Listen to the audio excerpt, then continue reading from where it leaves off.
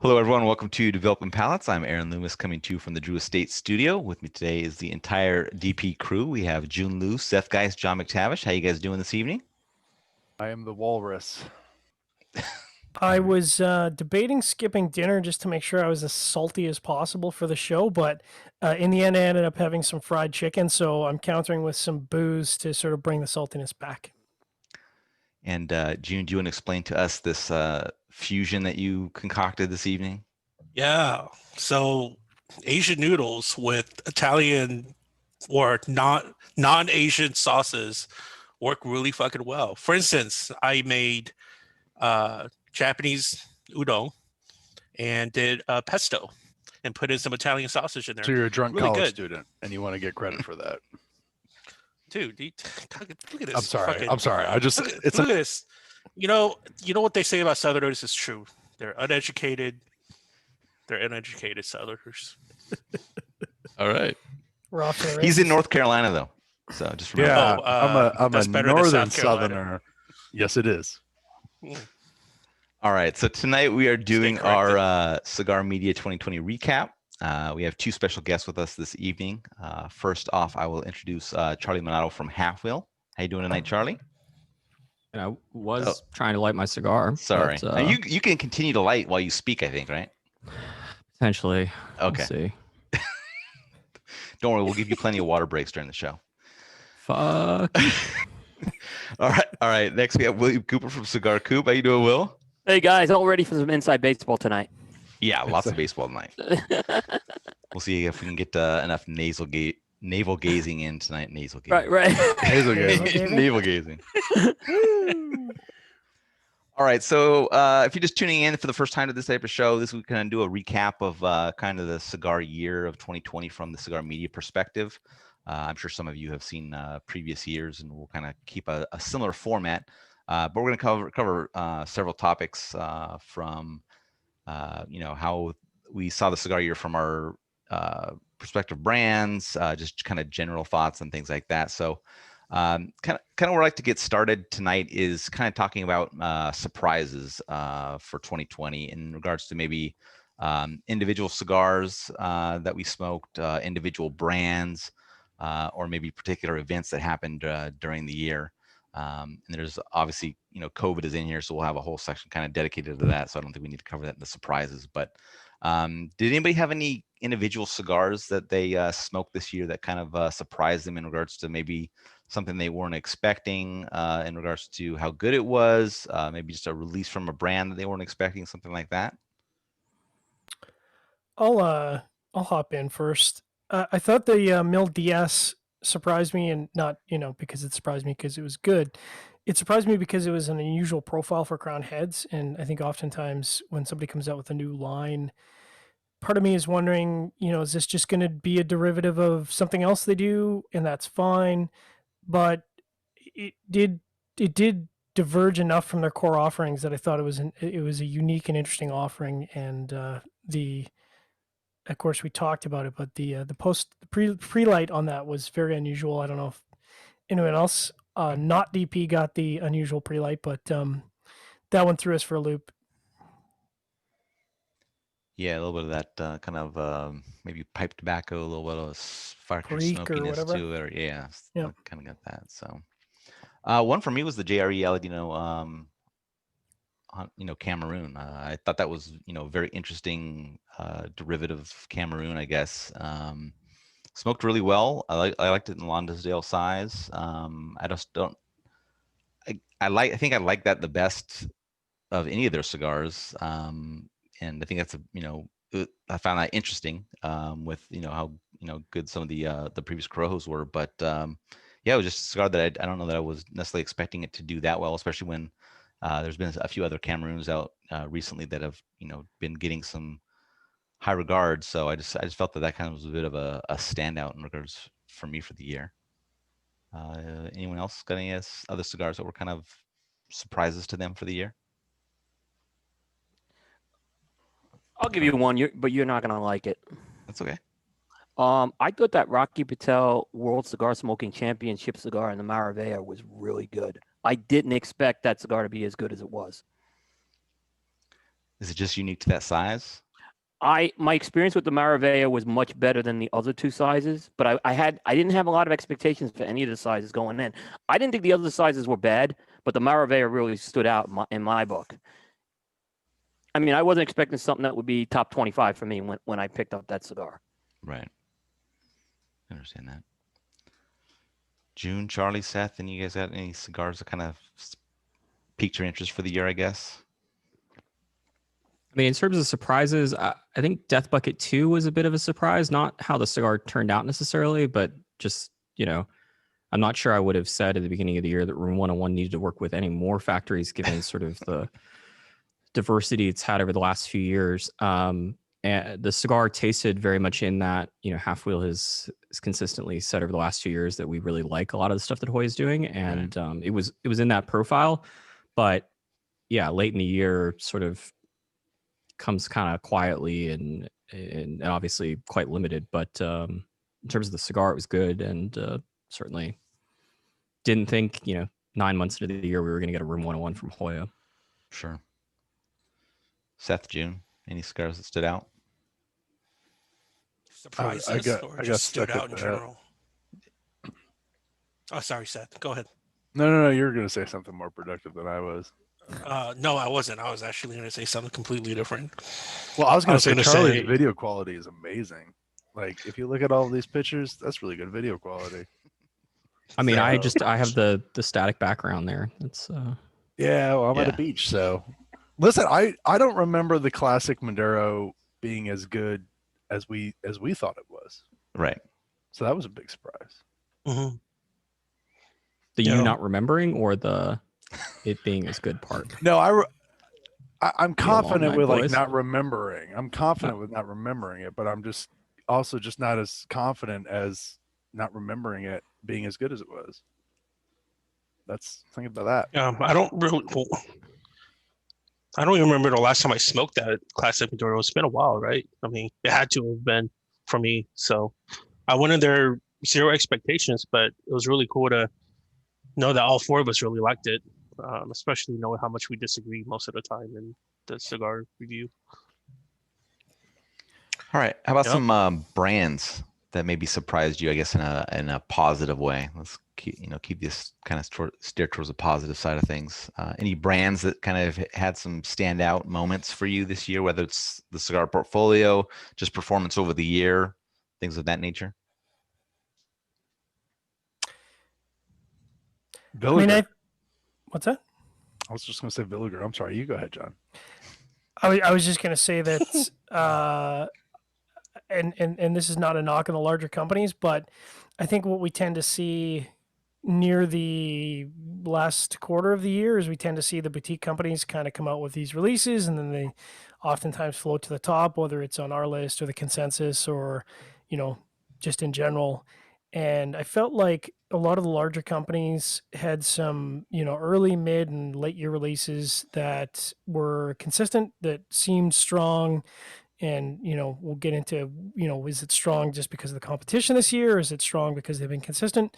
There's been some really good releases from some of the larger companies. I think they've managed to maintain consistency in flavor, construction, and I think it's just surprising to see, Davidoff, Hoya, Drew Estate, Avobrand all come out with good or better releases this year. We'll talk about it a little bit later, but I think those companies, having a plan to not attend the PCA trade show going into the middle of the year, maybe kind of set them off onto a good trajectory in regards to how kind of things ended up with the pandemic and things like that. So,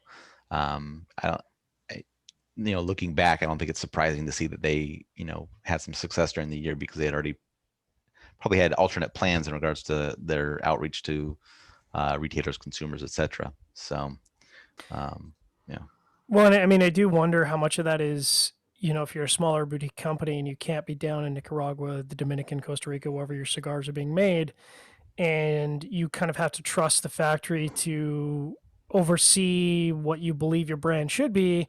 That's a very, very different thing than, mid to large scale company where their factory has an operations manager, you as a brand owner either live down in that country or you have an operations manager that is running that factory consistently for you. And I think that might have played a big part. I mean, obviously I don't work in cigar operations, but I have to feel like that played a part through 2020. Anyone else with any brands they thought had a surprising year or on maybe a more positive trajectory for the year? No, Aaron, I didn't think there was a company that stood out. I mean, I know we voted like Drew Estate Company of the Year when we did our vote, the three of us, but there were other reasons why that happened. I'm not necessarily saying the releases were bad, but I don't think they were head and shoulders above anyone else. It seemed like it was a relatively flat year where if someone was going to break out, it didn't happen this particular year, is what I look at. Okay, that makes sense. June, Charlie, Seth, any thoughts on that, or we can move on? We may proceed. All right. So let's talk about some disappointments for this year. This is, I think, one of the reasons lots of people like to tune into this show is to hear the disappointments. But individual cigars, we'll start out with. If anybody has thoughts on that, we can also tie in brands. We'll just kind of lump it all together. So maybe cigars that you had high expectations on for the year, maybe just didn't deliver for you, or brands that you thought maybe just didn't have that great of a year, or anything in related to that.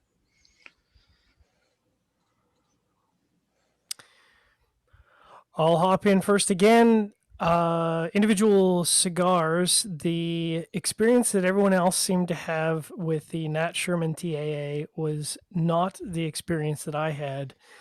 So much so that, and we'll get into this, on a different show, but I think that held the cigar back something like 10 positions or 12 positions in the top 25 list, which is pretty substantial. But I had thoroughly terrible burn issues, thoroughly terrible draw issues, and then obviously the flavor profile suffered as a result. But it's a perfect example of where everyone else on the panel had consistently, top 10, top 12 results with that cigar, and I had everything but. I think it was like my second worst scoring cigar for the entire year. So, I mean, it's a good example of why, at least for us, where we can't necessarily smoke multiple samples of the same cigar, having other people weigh in and do a review of that provides a little bit more consistency, where you can say, well, to me, it's pretty clear that the cigar that I had doesn't necessarily represent what the cigar actually is. So, I'll be seeking it out and hopefully have the experience that everybody else did, because it sounded pretty tasty. And obviously, I don't hate Michael. So, yeah. Other thoughts on Nate? Go ahead, June. I think we all, maybe not Coop or Charlie. I was pretty disappointed in Aganorsa made stuff this past year. So typically, like I could at least count on Dion producing something that's at least good and not just, shit rocket. And I even thought that PCA cigar he came out with was just, man, it didn't hit it at all. Like it was not good. It was kind of a regret buying a 10-pack. Yeah, I think at least all the DP guys definitely agree that it was a rough year for brands coming out of, Aganorsa factories. So, Torch, HVCs just didn't seem to pop like they did before. What other cigars were we smoking out of Aganorsa that was Warped? Yeah, I mean that's the big one for me, and I don't think I'm alone at Halfwheel. Warped, just I don't know what's happened, and it's not just at the tops of stuff. It's tough, I think, in some regards, because there was a whole bunch of stuff where they were adding new sizes to lines that were heralded, and those weren't as good. And then I smoked I forget what it was, but one of the new limited things from it, and it was just like, I don't understand why I should continue to buy Warped unless I am reviewing cigars, in which case we just need to publish content. And as far as the rest of the tops of stuff, I agree that at least, and we had this conversation at Halfwheel because there was no Tapsa made cigars in our top 25, which normally that's a factory that's got multiple in our top 25. Mm-hmm. I think some of this may just be the amount of bullets they had in the chamber. Obviously there was, the 2 Supreme Leafs, and then there was the Torch, which I don't necessarily think was going to make a lot of top 25 lists given the sort of parameters that cigar exists in. Illusion only had 1 new release, which isn't an unheard of thing from Dion 5 or 6 years ago, but at least at this point, he's usually got a handful of things. And then the HVC stuff wasn't, particularly what we reviewed at Halfwheel, it wasn't necessarily their flagship releases. We didn't review Hot Cake, which did well on the consensus. It wasn't as if the stuff was like Warped, I think has some mediocrity problems at the moment. And certainly I would claim to have some pricing issues with the quality of stuff that I'm getting from Warped. But in terms of tops as a larger whole, I think the stuff was fine. It just didn't have the super exciting things that you look for in a top 25 type of list. It would be perfectly fine amongst the price points that they were charging and new lines, regular production lines. But, in the purposes of, at least in the way that we evaluate the top 25, everything's eligible. And so if you want to throw a $50 flagship, Halo release in there, we'll evaluate and hopefully it scores well. Right. And at least on our end, tops that didn't have that sort of that top end stuff. But I would say that the collective tops of stuff and then Warped, both factories, 2 very different stories, at least as far as I'm concerned. Sure. I mean, I would absolutely agree with, I think perhaps expectations play a part of it because, we certainly have come to expect great things out of really anything that comes out of Aganorsa. And certainly in the past, Warped was kind of from a personal level, it was an auto buy for me. The fact that it came out of Aganorsa was just kind of a plus, but I enjoyed Warped releases. And so I think those expectations definitely played a part of it, but, we did enjoy the Supreme Leaf for what it's worth. And I think for the most part, we pretty much on DP, we smoked every single Aganorsa based release this year, including the hotcakes. So yeah, certainly a wide enough sample. The Aganorsa tailspin, I guess we're talking, or the ripple effect. I saw it seemed like it hit Viaje the worst this year. Like Viaje's always hit or miss. It was all miss this year with Viaje. They were like the lowest scoring brand on Coop this year, like 85%. So I mean, but everything, there was just nothing I had out of Viaje that was really good this past year. Which, like I said, they've always had their misses, but this year, I know I felt like that ripple effect, the tops have really hit Viaje the worst. We had a lot of burn issues with Viaje cigars review. Quality issues too. Yeah. Well, I mean, we'll get into that later in the show, but I mean, I usually don't have any burn issues at all, and I don't know if that's an altitude thing or because it's so bloody dry up here that everything burns regardless. But I think I was having burn and or dry issues with every other cigar that I reviewed this year, and that is a significant outlier.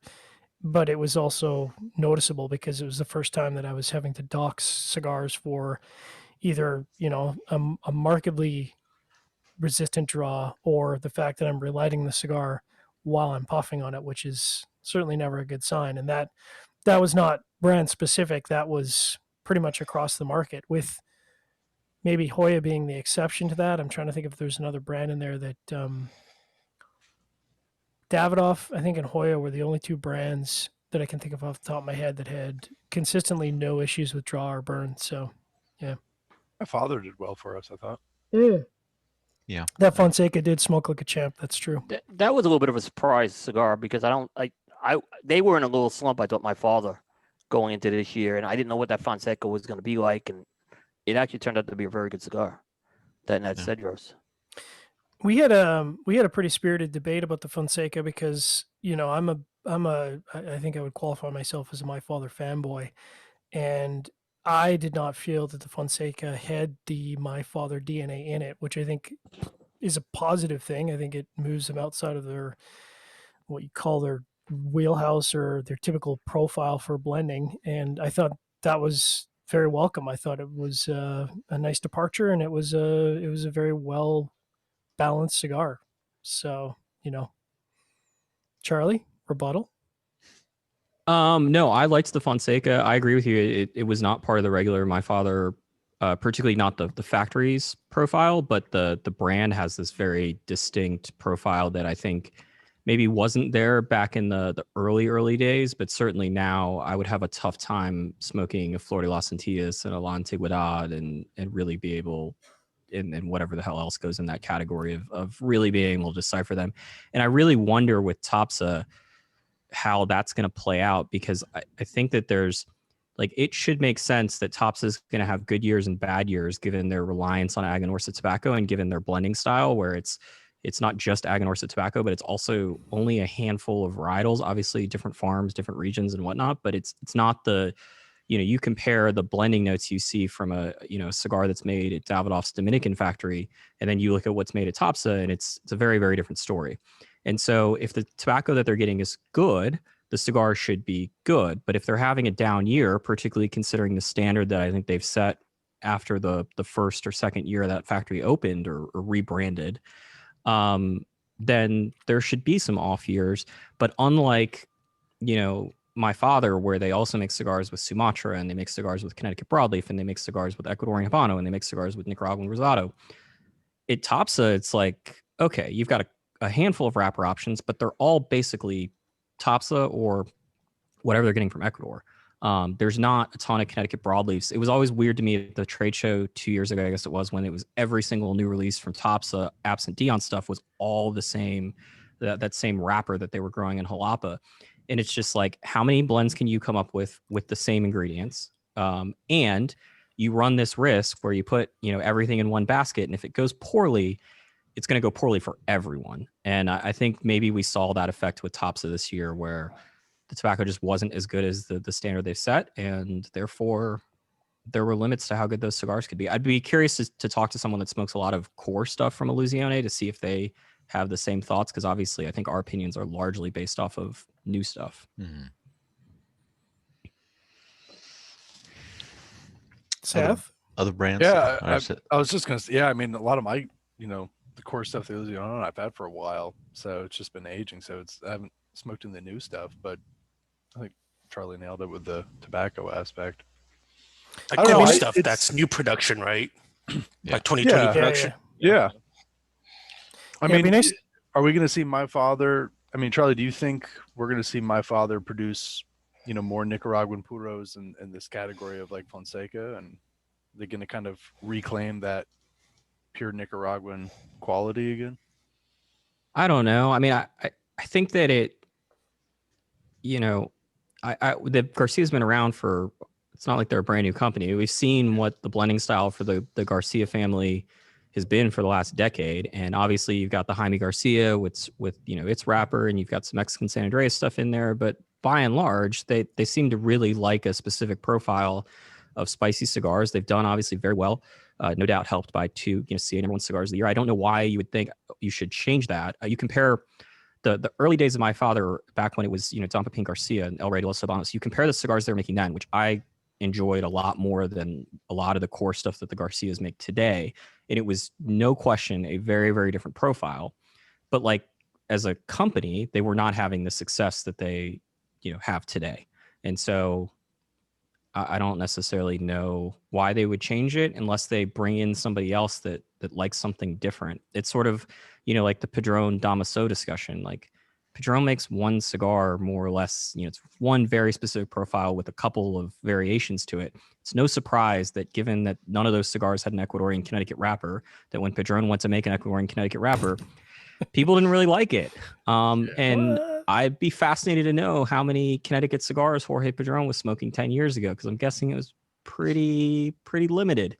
And so sort of, June was trying something different, but like, if you're going to go to a restaurant in China who makes, traditional Chinese food, and you ask them to start making, Greek food, like, maybe it turns out great, but also maybe it doesn't, because they're really good at making, traditional Chinese food, and they don't really know what they're doing with the Greek food.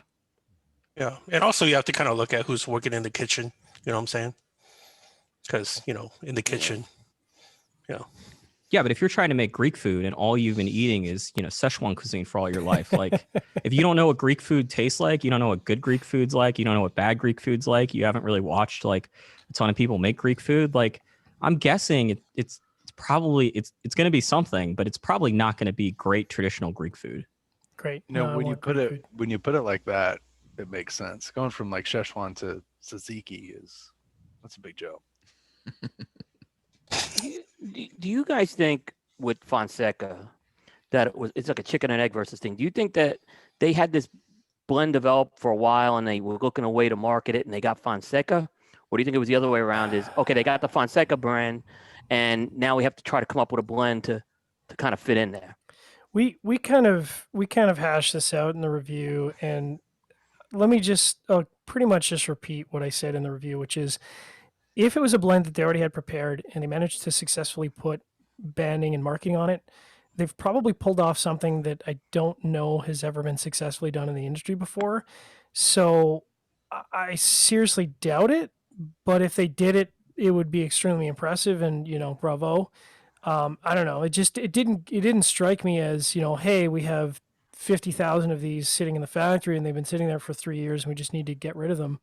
I don't know. I don't know. I don't know if it's that, John, necessarily. Like maybe they had this blend and they knew it was something they wanted to produce. Like so they developed it. Maybe they had some test things in there, but they were just trying to figure a way to get it out. And hey, what better way if we get Fonseca? That's a great way to market this.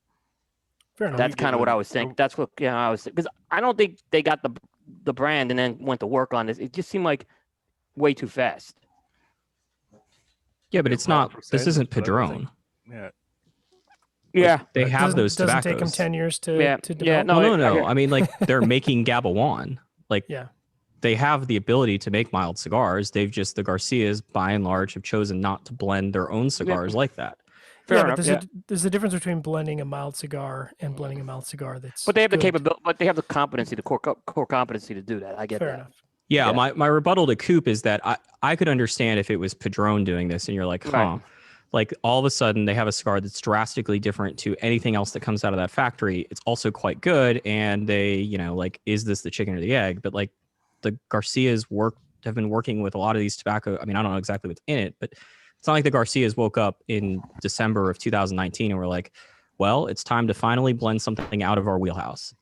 They've been making those cigars out of their wheelhouse of what we see from My Father's Cigars Incorporated for basically the entire time they've been in business.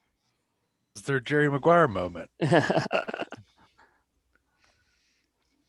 Well, it was very welcome. It was a nice surprise, definitely for 2020, because I don't think I knew what to expect going into it, and for me it was a pleasant surprise. So please continue. Yeah, I'll throw one in there. I'll say that I think General's releases over the year seemed to not have anything that kind of even stood out a little bit. I just don't think that any of the releases really did anything through the year. I think maybe Royale had a little bit of push kind of early on, but I don't think it caught on with enough people. Price point obviously a bit of a detriment, but kind of felt like Bones was a miss. Inspirato Green was a miss. Things like that. Do you guys have any differing thoughts on that, or? You didn't like Punch Chop Suey? Oh, June did. Sorry. Yeah, that's disappointing, you guys. Yeah, I agree. Very racist. Yeah. I just asked the question about a cigar. I wasn't going anywhere else. If Genghis Khan kept going, we all would be similar Kept shapes. having children or what? I don't think he could have had more children. I think he He capped kept out. on slashing. He was the Antonio Cromartie of his day, and I think he.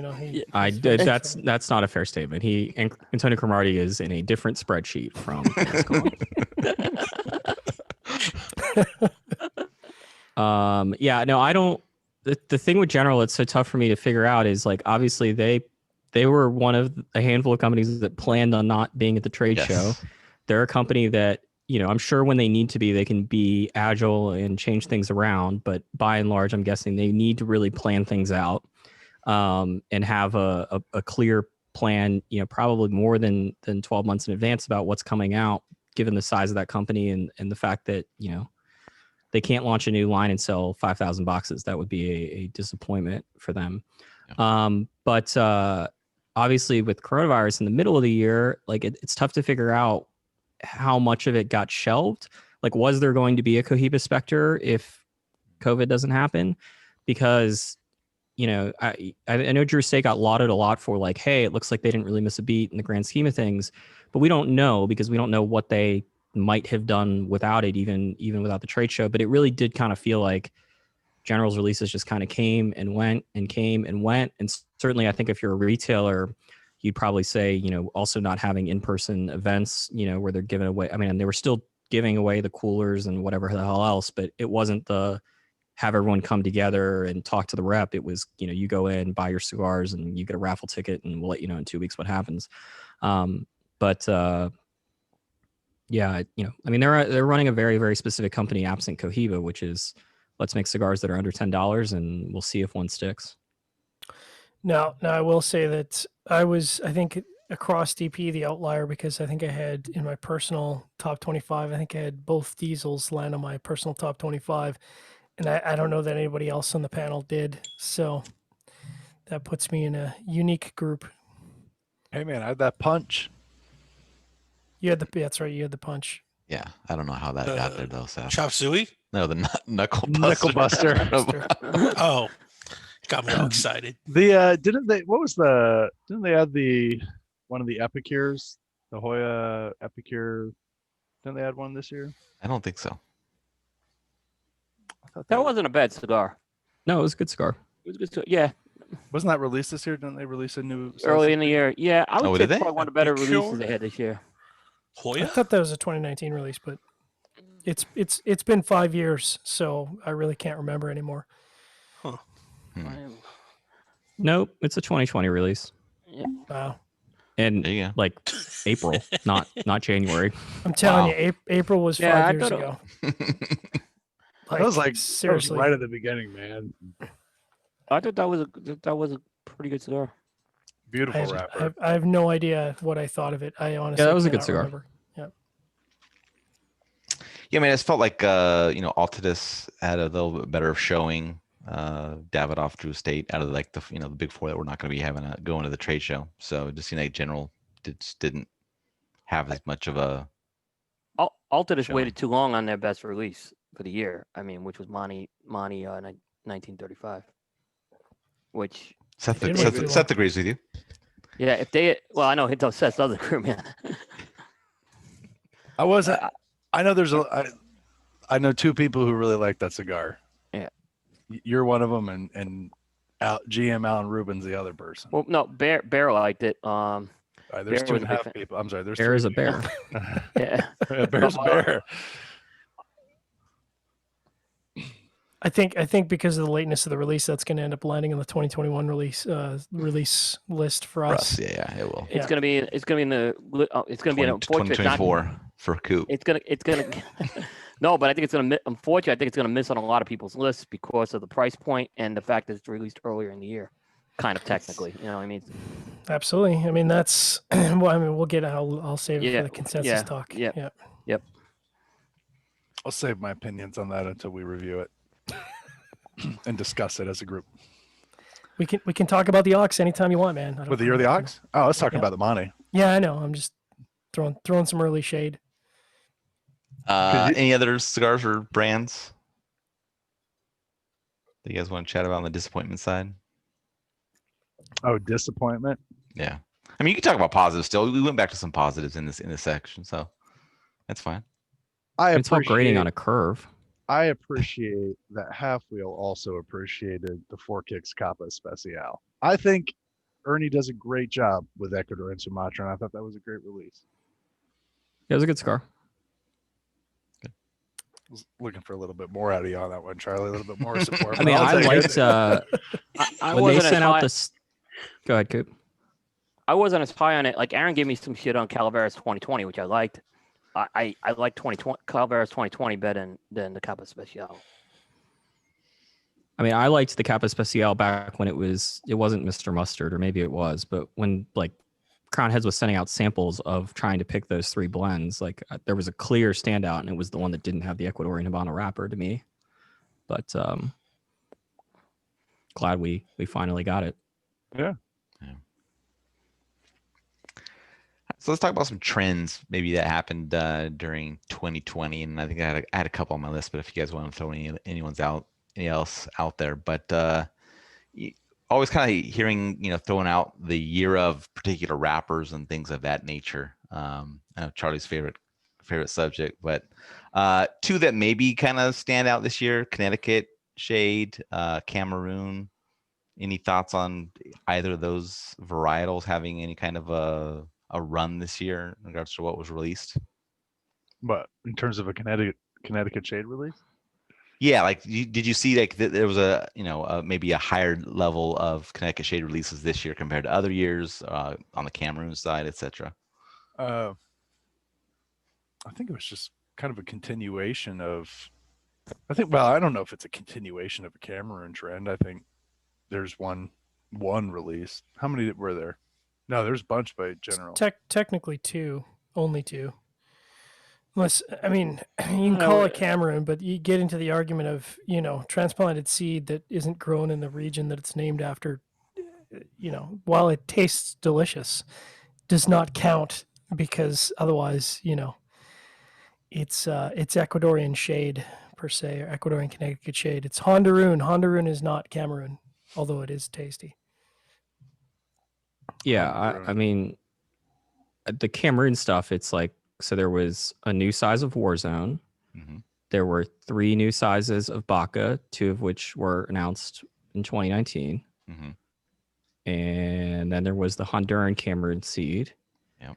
Black Label used Cameroon on at least the Swarm. I don't know if some other stuff from them had some Cameroon.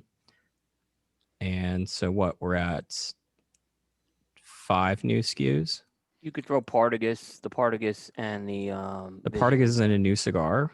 That's not a new cigar. Re-release in the Vision, which was a new blend. Yeah, but not a very good cigar. I didn't. Yeah, I mean, we're counting these on one hand, but we're counting these on one hand. There most improved cigar from the original release, CAO Vision, but I mean, still a ways to go. The floor is the ceiling, and then the ceiling is the floor. I mean, I guess in a marketplace where there's not a lot of new Cameroons for quite some time, that is a substantial amount of Cameroons. But yeah, but I mean, is there a single Cameroon seed African Cameroon cigar that was a regular production cigar that was introduced in 2020? Because the Warzone's technically limited. And the Don Lino, right? That was the other one I forgot. That's got a binder, isn't it? A binder, right? Yeah. Yeah, where's AJ buying Cameroon from? I mean, I guess General World. He knows a guy. Yeah. But no, I don't think that it was the year of Cameroon. I don't either. I don't know that you even call it the year of the Connecticut, because I feel like we already kind of had this trend sort of starting late 2018, 2019. And, I think, and I'm going to probably get some shit for this, but I'm going to say it anyways. I don't know that it's necessarily that there's a whole swath of Connecticut releases being put out. I think it's that traditionally online media who tend to not smoke and review Connecticut cigars are smoking and reviewing more Connecticut cigars, and they're going, oh my gosh, there's all these Connecticut cigars. And a bunch of retailers are going, yeah, that's 65% of the SKUs that I sell, you dumbasses. How can we never review these? So, it's probably a little column A and a little column B and maybe a little column C, because there's a bit of a marketing push behind Connecticut Shade, which is normally maybe not as, lauded as it was in the past. Well, but also, I mean, we're talking about 2 blends that are not new. I mean, in terms of the halfwheel list and the consensus from one factory, it being Sobremesa Brulee and then the Hoya Nicaragua Numero Uno, that did very well on many established and less established people's lists, but neither one of those are new. I certainly think that the Aventura, the Royal Return Queen's Pearls, which I don't know if it ended up on anyone else's top 25 list, that was a very good Connecticut cigar from a factory that I would not associate making fantastic Connecticut cigars. That's not to say that they can't, but that's just not, Tabacalera or William Ventura is not what comes to mind. But I mean, I think you could, if you were to take Halfwheel's list, for example, and say, hey, like, what was the standout wrapper this year that may have been a surprise? It's Sumatra. You've got the Crown Heads, the Capa Especial. You've got the TA from Taiwahe. There are other Sumatra releases that did very well, but even that's grasping at straws. I mean, it's not like there was 5 Sumatra released wrappers to my knowledge on Halfwheel's list. Maybe there was, but The only thing about the Connecticut that I'll say, I don't think there were more Connecticut releases. I don't even think there were more reviews, but I haven't looked at the data. But the impact of Numero Uno and Henry Clay Warhawk getting on the CA top 10 is a big deal. That hasn't happened before. That's going to translate to the retailers. That's just going to translate right now. I think there'll be a big effect with that. You think more people are going to get into the Henry Clay, bring Henry Clays in? So, you know, a lot of guys. I think they should. I think they should. But So it says I'm taking us out of the equation, but the guys I know who kind of smoke in the lounges in Charlotte, they're going to look at that. I got to, you know, and I already know they're looking at stuff on the CA list and trying it. It's a good cigar. So, I mean, you know, that's, you know, Numero Uno, they weren't paying any attention to it with online media. Once that hit the CA list, that's something they saw. Now they're like, when are you getting that in?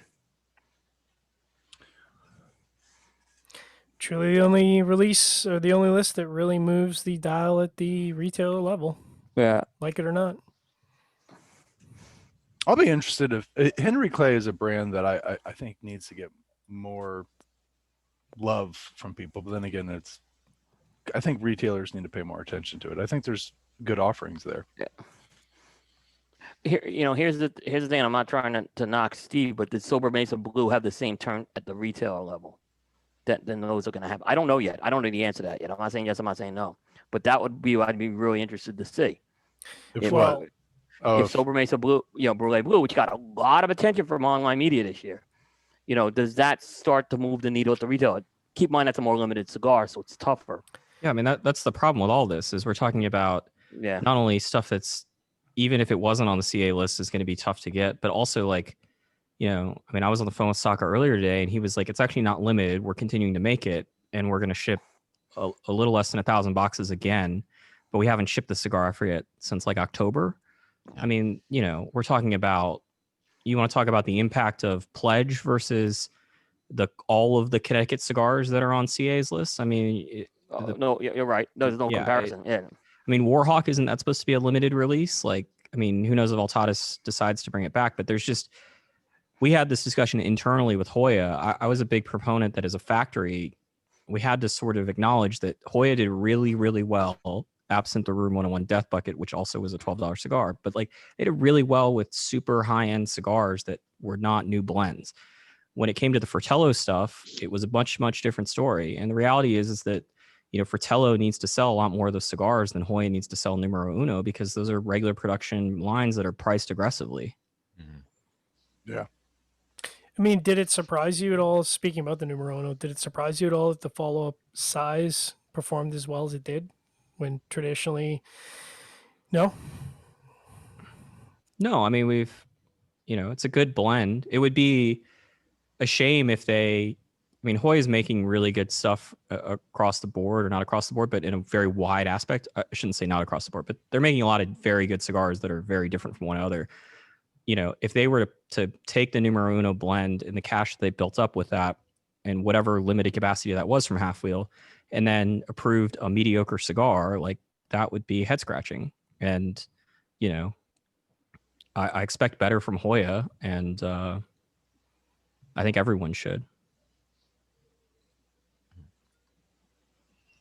Any other trends from 2020 that you guys thought were noteworthy? I think the only other trend, and I think Hector and Coop both pointed this out, was the number of Robustos that placed high on the CA list this year. So, you know, where typically, I think you were saying you'd see a lot of Churchills, or at least you'd see a token Churchill, and perhaps some Lonsdales, and it was 1 through 4 were all Robustos. So, bit of an unusual trend there. And I looked through the consensus list, and I looked through our list to see if there's any sizes that really stood out. And, you know, there was some interesting Lonsdales, but there was nothing that, you know, statistically you'd say it's the year of the Lonsdale or the year of the Corona Gorda or anything like that. I mean, the sizes were kind of the typical, you know, some good short Churchills, some good Lonsdales, 1 or 2 good Lanceros, and, you know, a bunch of good Toros and whatever. So no sizes seem to really stand out this year either. I mean, one trend that I would be curious about in the imaginary world where coronavirus doesn't exist, or I guess on formerly known as Parlor, is we saw a whole bunch of cigars at the beginning of the year from manufacturers that I don't think had really been to TPE or paid attention while they were at TPE, that were bundle cigars. And so the beginning of the year, there was a new bundle cigar or there was 4 new cigars or 3 new cigars from Fratello. There was a new line from Alec Bradley. There was a new Harvest or something or other from Altatis. I'm sure there was some bundle cigars I'm missing. I think that that's a, admirable effort, but the problem is you're going up against Quorum and so many established bundle cigars that just move in manners that I don't think these companies understand. And I'd be curious if TPE was happening in a normal time, in their normal sort of January, February window, if we would see that repeat itself. Or if companies like Alec Bradley, I don't know how well those things sold, but if companies like Alec Bradley and Altatis, said, hey, as it turns out, we may not really want to invest the amount of money and resources that are needed to try to even shave 1% off of, Quorum sales, because to me, that just seems like such a struggle. And I've said it probably on the show before, but we are pain in the ass smokers in terms of we're constantly trying new things and we always want what's new. But the most finicky smokers and the toughest ones to have as your customers are the bundle guys, because they're smoking the same thing every day. And they will know exactly when you screw something up. Even if you make the cigar better, they will know immediately when you change. And, trying to convince them and trying to convince a retailer to take somebody off of Quorum and move them on to Harvest or Connecticut is going to involve so many free hats and ashtrays. And at the end of the day, they may go right back to smoking Quorum. They're just going to buy it from a different retailer. And so that's a trend that certainly in Q1, which seems like 5 years ago in the words of Sean McTavish, I wonder if that would have continued. And I'm less optimistic that TP happens and less optimistic that we're going to see sort of a whole bunch of people trying to make bundle cigars in May of this year if it does happen. Right. All right, let's talk. I was going to comment on. Well, oh, you want to go on? It's okay. No, go ahead, Coop. Keep going. Oh, I was going to make my comment. Unfortunately, Mazzo's didn't go. Mazzo packaging didn't go away this year, despite my wishes. Yeah. We got a TAA cigars of Mazzo this year. How about that? Yeah. Then they went out of business. Yeah. Yeah, we knew there was a reason why for that, but no, I think we saw a lot of that because of some of the box factory delays on a serious note too. Yeah. But yeah, unfortunately, everyone knows my disdain for dark paper wrapping on a cigar bundle. Why do you hate it so much, man? You can't see the cigars, and retailers hate it because you can't display the cigars very easy. At least with a solo bundle, you could do something where you could see the cigars. Yeah, from a retail perspective, unless you're tearing open the Mazzo to refill a box, it doesn't really make a lot of sense on the shelf. Yeah, well, when Timmy was working at the retail store, my son, it was a pain in the ass. And then they'd have to put them in other boxes, and it got confusing, or they'd have to lay them out in trade. It was a pain in the ass. I guess the one thing that I didn't crap all over was the fact that this year DP made extreme efforts to review as many of the TA releases as possible, and I'm not sure we're ever going to do that again. So you mean they weren't the best cigars for the best retailers by the best manufacturers? I was very surprised to find that they were not the best cigars from the best retailers, from the best manufacturers that were giving us their best. And now I can understand why some of those brands perhaps get thrown into the discount bin in March. So, but it's a fun experiment, maybe never to be repeated, but it was fun. Whether we repeat it or not, it'll keep happening. Oh yeah, it's true. Yeah. All right, so let's talk about some interesting industry items for the year. We kind of touched on this a little bit about the kind of going into this year. One of the bigger stories was that the large 4 companies that were not going to go to the PCA trade show. Obviously, that played out a little bit differently than everyone was expecting because there was no trade show. So there was that. But thoughts on how the big 4 kind of performed throughout the year? I guess maybe having a slight leg up on others because they had maybe alternate plans. Do you think they saw any benefits to that other companies didn't have vision for? I think those companies are just more established. And I think from a media perspective, they do a good job of already communicating with the media, that they're not as dependent on a show to get attention or, to get that news, that in some case, well, I could say for like Drew Estate and Davidoff, they probably didn't miss a beat in terms of the communication in that set, but I don't know. I thought, Drew Estate's story is well documented. They were obviously ready for this, just to deal with life without the show. I thought Altadis did a good job. They spread out their releases throughout the year. So they constantly had some momentum every month with a new release for the most part. Maybe there was like a 1 month skip here or there, but, they were able to kind of spread it out and just have kind of steady, have steady momentum with that. Davidoff, I'm not sure what they were doing this year, if they nixed other plans. I mean, their strategy primarily was involving a lot of re-releases, with the exception of maybe Camacho Nicaragua being their launch, which they had a lot of success with, it seems like, based on end of year list. General, I'm not sure what was going on with General. They seem to be a little lost with this, I thought. In terms of, I don't know, a lot of releases kind of got bunched together and, delayed, and I didn't see that steady momentum like I saw with Altadis. Maybe they were, like I said, maybe they were getting ready to launch Forged and their attention was elsewhere, but that was kind of my opinion on those. Yeah. I mean, I'm really curious, because I was a retailer, I'm really curious. The impact, obviously, to retailers this year was pretty significant. And I think there was certainly a number of retailers that went out of business. But there was an equal number, or perhaps a greater number of retailers who saw their business skyrocket because, of course, everyone's sitting at home and presumably working from home, which, I am. And speaking for myself, I can certainly say that my smoking went up, 300%.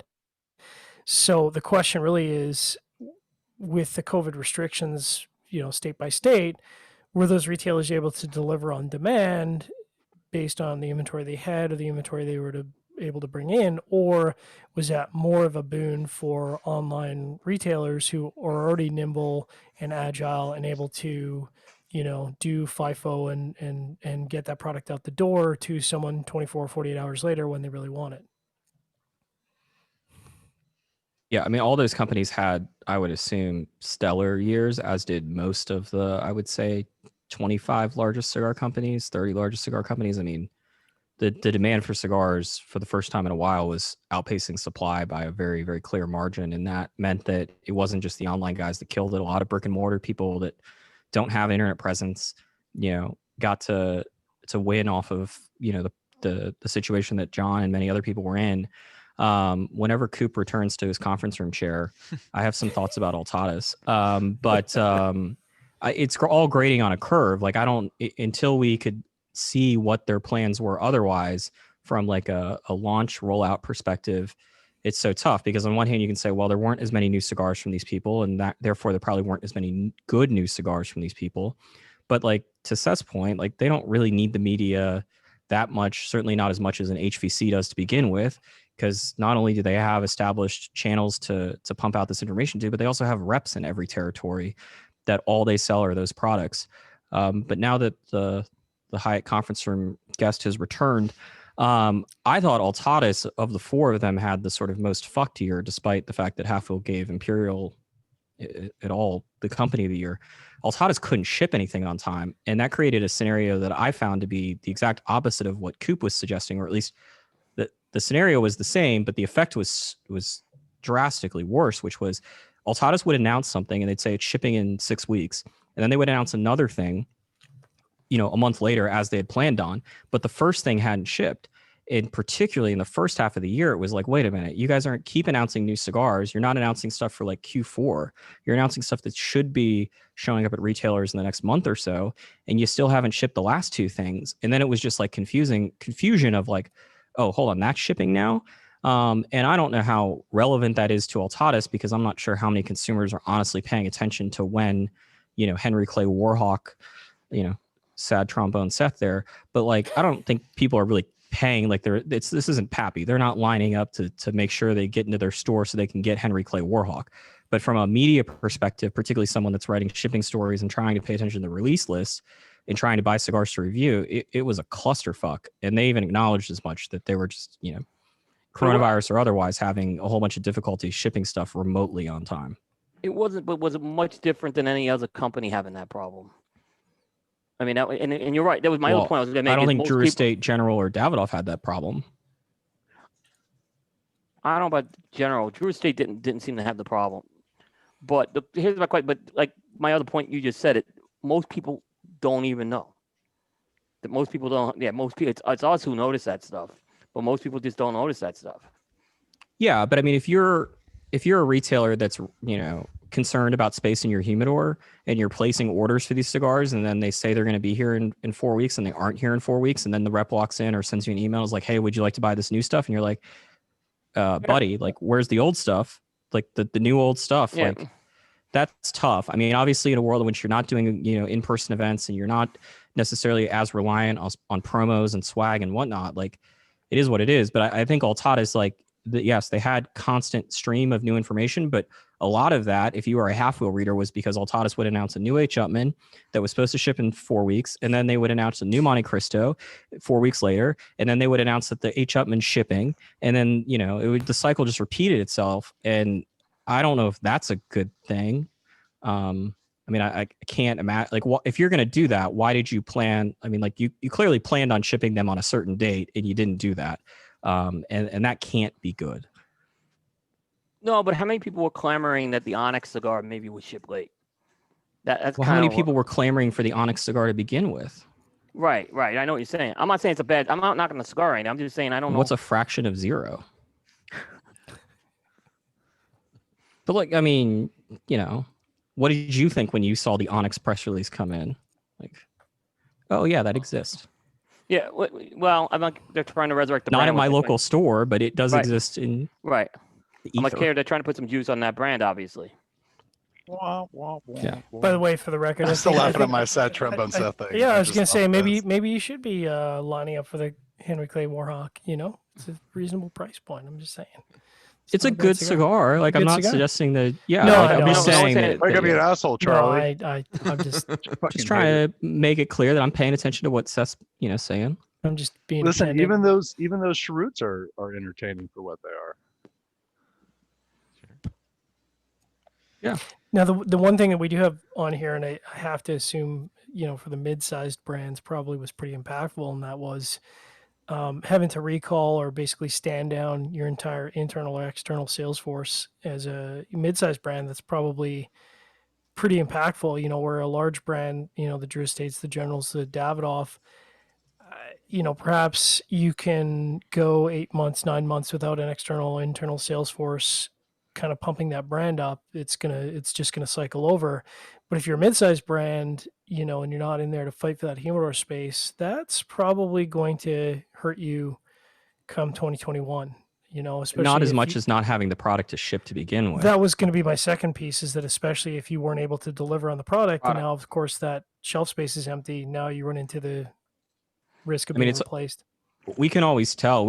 I don't pay that much attention to the comments except when our commenters are insulting one another. But you can always tell when somebody's commenting on an LFD story and they're a retailer, because Right. like the reaction to LFD, you know, fires or lays off 4 of their sales reps is from a consumer's perspective. It's like, man, that's shitty. Like, oh, the company must not be doing well, blah, blah, blah, blah, blah. And like the retailers are like, well, they didn't have any product to give me anyway. So, you know, and I mean, I guess from a business perspective, it's really nice that the only complaint that somebody ever really has about your brand is we just can't get enough of your product to sell. Could you just get us more cigars Yeah. to sell? It's kind of a good problem to have, but also kind of a bad problem to have. Well, this Well, is it Go ahead, can Seth. be a good problem if you have high Pent-up quality demand. product that people are buying. you guys should resume this conversation with Skip next week. You guys can Oh, have we a will. 7-hour show. Oh, Yeah. trust me. Yeah, He has some differing thoughts on back orders, but There- there are some. there's a things- limit. Their Yeah, best it's thing gonna ever. you know, there's a limit to how great back orders can be. It's always better Absolutely. to have more demand than you have Absolutely. supply. But, you know, Pappy Van Winkle couldn't exist as a, you know, independent distillery. It can exist as a brand that's being made by somebody else that, you know, also has a great marketing arm to help, you know, deal with what happens when you can't buy Pappy, but you can buy maple syrup. But you couldn't run a distillery where you actually had to own the entire operations like the way that Pappy's run, because you just don't have the supply, and you need it to support an actual company like that. Yeah, I also think there's a wide range of retailers out there. There's retailers that will run completely out of inventory before they even consider placing a new order, and then they get surprised when they're told that the order is going to be another 60 to 90 days. And the flip side of that is there's retailers who have their shit together and they realize that, hey, maybe I need to place this order before I actually run out of this product, because that's responsible inventory management. So, depending on the brand that is running out, that's going to impact you at different points, depending on whether they had problems shipping this year or not. And, I don't really have a solid insight as to who had more shipping problems than others. Obviously, I think at the middle of the year, everybody had shipping problems, and then that seemed to kind of go away for the most part. Yeah, but the biggest risk you run as a brand is that if your product isn't super unique, that they will then pivot to something else. Absolutely. Tom 100%. Lazuka made it very clear that, the way that Asylum with those big ring gauges did well was he would walk into humidors and he would see that people were sold out of the Grand Habano releases and they were sold out of the JFR releases, and he would ask the retailers like, hey, is this empty because you just forgot to remove it from your shelf? And they would say, no, it's because we can't get it. It's always back ordered. And Lazuka said, all right, I can fix your back order problems. And that's a very, very dangerous game to be playing if there's an alternative that a retailer can point, their customers to. Absolutely. Yep. It's nice 100%. to be wanted, but you have to give too. Deep thoughts with Seth. Deep thoughts. Hey, we're talking about Taylor Swift next week, Coop. Remember, as Taylor Swift says, Saturday. chase two girls, you lose the one. That's right. Cardigan. The first time ever, Taylor Swift and Cigars on Saturday. We'll record that. Yep. All right, Sorry, so Charlie, since we're around in the COVID topic with the brands, we kind of touched on the retailers a bit. I'd like to get a little bit more into how the actual pandemic affect the retailers. I mean, I think they were hit quite hard when maybe lounges are shut down and things like that, and then you have the retailers that were already set up for online sales versus the ones that weren't. Well, let me ask this, because I don't have a good line of sight on the U.S. brick and mortar business. I have a really good line of sight on the. You don't Canadian have a telescope on the beach? I know there's no telescope. I'm just sitting on a beach, sweating my balls off. I wish so much I was on a beach, but from what I've heard from brick and mortars is they say brick and mortars that have a lounge is they say the greatest thing to my business is I have a lounge. The worst thing to my business is I have a lounge, because people sit here and take up a space for 4 or 5 hours, and all they do is they've spent $10 or $8, and that's not a quality business model unless you have that person drinking 3 or 4 drinks because you've got a liquor license, and so you're actually making more money off the liquor. So part of me wonders, it almost is the reverse, because they weren't able to take up lounge space, are you actually turning over more facings because they have to buy their cigars and get the F out and go home and smoke on their own? Drinks 3 drinks. Who doesn't Comedy drink club. 3 drinks? But here's the whole thing that was very interesting. Aaron and I went through the It's tobacco. noontime, buddy. Sorry. Aaron and I went through the tobacco business survey a few weeks ago, and there was a question about business being up, down, or steady. And the majority of the people said their business was up for the year. Yeah, but Coop, don't you wonder what those? Because look, I'm going to get into a lot of trouble with this, but retailers bullshit more than cigar manufacturers. Nobody is going to say, "Oh, my business is really down. Geez, I'm not making any money. I'm double down on my line of credit." Like nobody's. I don't know. I just feel like nobody's going to honestly answer those surveys. I agree, except I would think in this case they would really try to we're really struggling right now, and they'd go the other way. That's kind of where I understand what you're saying with that. It's like everything's always roses in the cigar industry, right? Right. But I Best was just year ever wondering for cigars. Best year ever for cigars. Yeah, exactly. So I do get that, but I was still surprised to see maybe people wouldn't go the other way, saying, "Hey, I was really struggling this year." Well, I think the people that were out of business probably weren't, filling out the tobacco business survey, so that skews it. No, it's a joke, but also, not going out of business isn't. That's a Well, joke. what would be really interesting is if you get a figure of actually how many B&Ms went out of business in 2020. Well, yeah, like I think if you polled the, like in certain states, like here in Texas, for example, you can poll a monthly numbers for for what bars sold, just like in Vegas, you can do it with the slot machines or the entire gambling. You can see a breakdown in Texas for every liquor location, what they sold in beer, what they sold in spirits, what they sold in wine on a monthly basis. And you can track that. And it's publicly available data, or quasi publicly available. But like if you did that with cigars, it would be fascinating to know. I mean, you'd only be able to see what was being purchased most likely, not what was being sold through. But I mean, I think it depends. Like if you're a retailer in New York, like, yeah, 2020 is probably a really bad year because not only did you have all of your coronavirus problems, which were worse than most every other state, but you also had a massive tax hike that got tacked onto the back end of it. And you're really reliant on that summer business, as opposed to a retailer here like in Texas, where it's still seasonal, but not anywhere close to the seasonal business as it is in the Northeast. I will say in my conversations with retailers, and I didn't talk to a ton of them that were like, hey, business is way down. What I heard a lot of was it's just a complete shit show dealing with our customers. It's, we have a sign on the outside because we are required by law that says you have to have a mask on when you come inside. You're not wearing a mask. And obviously in the case of CI, then you walk in with a gun and or you walk out with cigars that you didn't pay for, and then you fire a gun at a store clerk. But like, I was talking to retailers that have extremely established businesses that have, you would think great customer relations based off everything I'd seen prior to this. And it's like, hey, like not my choice of whether or not you get to wear a mask. Like the city comes down here. It's not even a matter of paying the fine. The city comes down here and says, hey, your customers aren't adhering to the rule. We close your business for 10 days. So like, what would you like us to do? And that annoyance, similar to what you said of like the greatest things we have lounge, the worst things we have lounge, like the greatest thing is we have customers. And in some days it definitely seemed like the worst thing is we had customers. And there's nothing like telling a grown man like, hey, just like no shirt, no shoes, no service, like you got to fucking wear a mask. I don't know. It seems like that's quieted down a bit. But certainly in June, that was the complaint I was hearing more than any of the financial concerns. Do you guys get any sense of, because again, it's really tough to get a line of sight on retailers in the States, but the sort of model of curbside delivery or curbside service, and it seemed like there was a lot of retailers in the New England area that seemed to adapt quite quickly to that. But I don't know if that was a model that was really adapted throughout the southern U.S. or anything like that. I mean, it seems like a pretty reasonable model for cigars, maybe versus restaurant. They closed down. I know, like Phil's closed the humidor down, so you couldn't go into it. So you'd have to yell from like the lobby. So it was kind of like your old deli. But Yeah.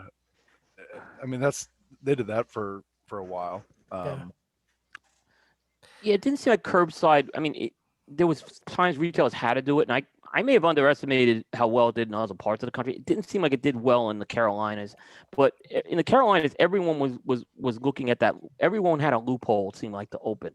Like you and I talked about this, Seth, how Phil was closed, but there were other stores equivalent to him that were open, and there was no rhyme or reason other than someone found a loophole, they thought, to get around it. First times where like a store would open and then it'd be closed the next day. It would be closed the next day, yeah. And I made this comment in the green room. I'm seeing now a lot of stores open, right? I get things are opening up, but I'm seeing a lot of irresponsible behavior. Like I'm seeing no social distancing. As opposed to 2019, like was there no irresponsible behavior in cigar shops prior to this? No, but I'm just saying there's no pandemic, no social distancing, no wearing a mask. More so than normal. No wearing a mask and blowing it all up on social media, like it's really good. And I'm like, I don't think we're at a point yet where we can start doing that. Was my point. So yeah, it's like 2019 applying to the 2020-21 pandemic. Yeah. Yeah. No, I mean, we have a lot of stores here in Dallas. We have a mixture of it, but there are stores that are still doing curbside delivery, and they're doing it not because they're on their hands and knees and just need to do something. It's because it's worked out to be a good business model for them. Yeah. Yeah. It's not like your cigars are going to. And get in cold. Texas, we don't really have laws, so.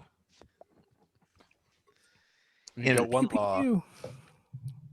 in the retailers seem to be get a little bit more involved in social media, maybe doing virtual events with various brands, things like that, trying to push some cigars that way and stuff like that. So I think there was definitely a little bit more driving for the retailers, I think, than maybe in previous years that they could have used to just get their business to run a little bit better or make more money. But so I think it was good to see that they were at least trying to do some adaptation. And I think a lot of these retailers are now seeing the value of having some sort of online ability to sell cigars, I guess.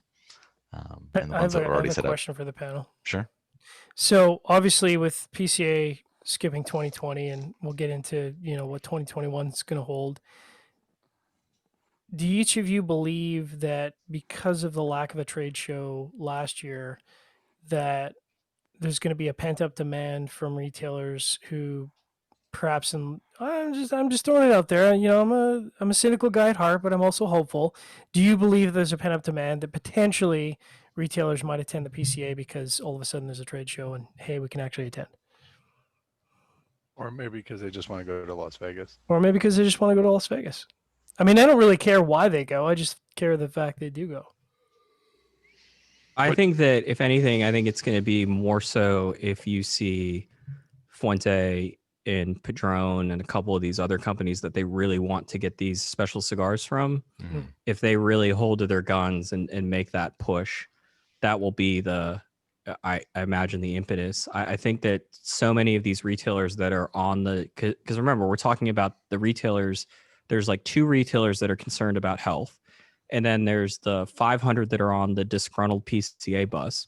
And I think the retailers that are on the disgruntled PCA bus, like, I don't think that I want to go to Vegas and hang out with all these people is going to be enough, because that was the problem they had in the beginning. I think that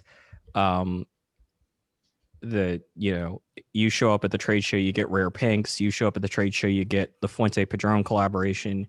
You show up at the trade show, you get early access to whatever the hell that you can't get down the store. Those are all going to be the driving forces in my mind, at least. And I've given the PCA a lot of shit on just about every platform imaginable. I think putting as many eggs as they can in the basket of let's have the manufacturers incentivize people to show up at this trade show is their smartest move. Now, whether or not that's enough in the long run, probably not. That can only solve so many of the structural problems, but at least in terms of solving if there can be a 2021 PCA trade show and you want attendance to be salvaged, because it's not going to be what it was in 2019, let alone what it was in 2016 or 2012. But, there are a lot of retailers that were pissed that they didn't have their PCA dues renewed and missed out on rare pinks just because of that fact. And I think they're stunned that Fuente's holding to their guns, at least for the time being. Oh, yeah. On that. Now, Fuente, I think, is going to modify that at some point, but at least for right now, if you don't have an active PCA membership, you don't get rare pinks. So to add on what Charlie said, though, John, I'll answer that.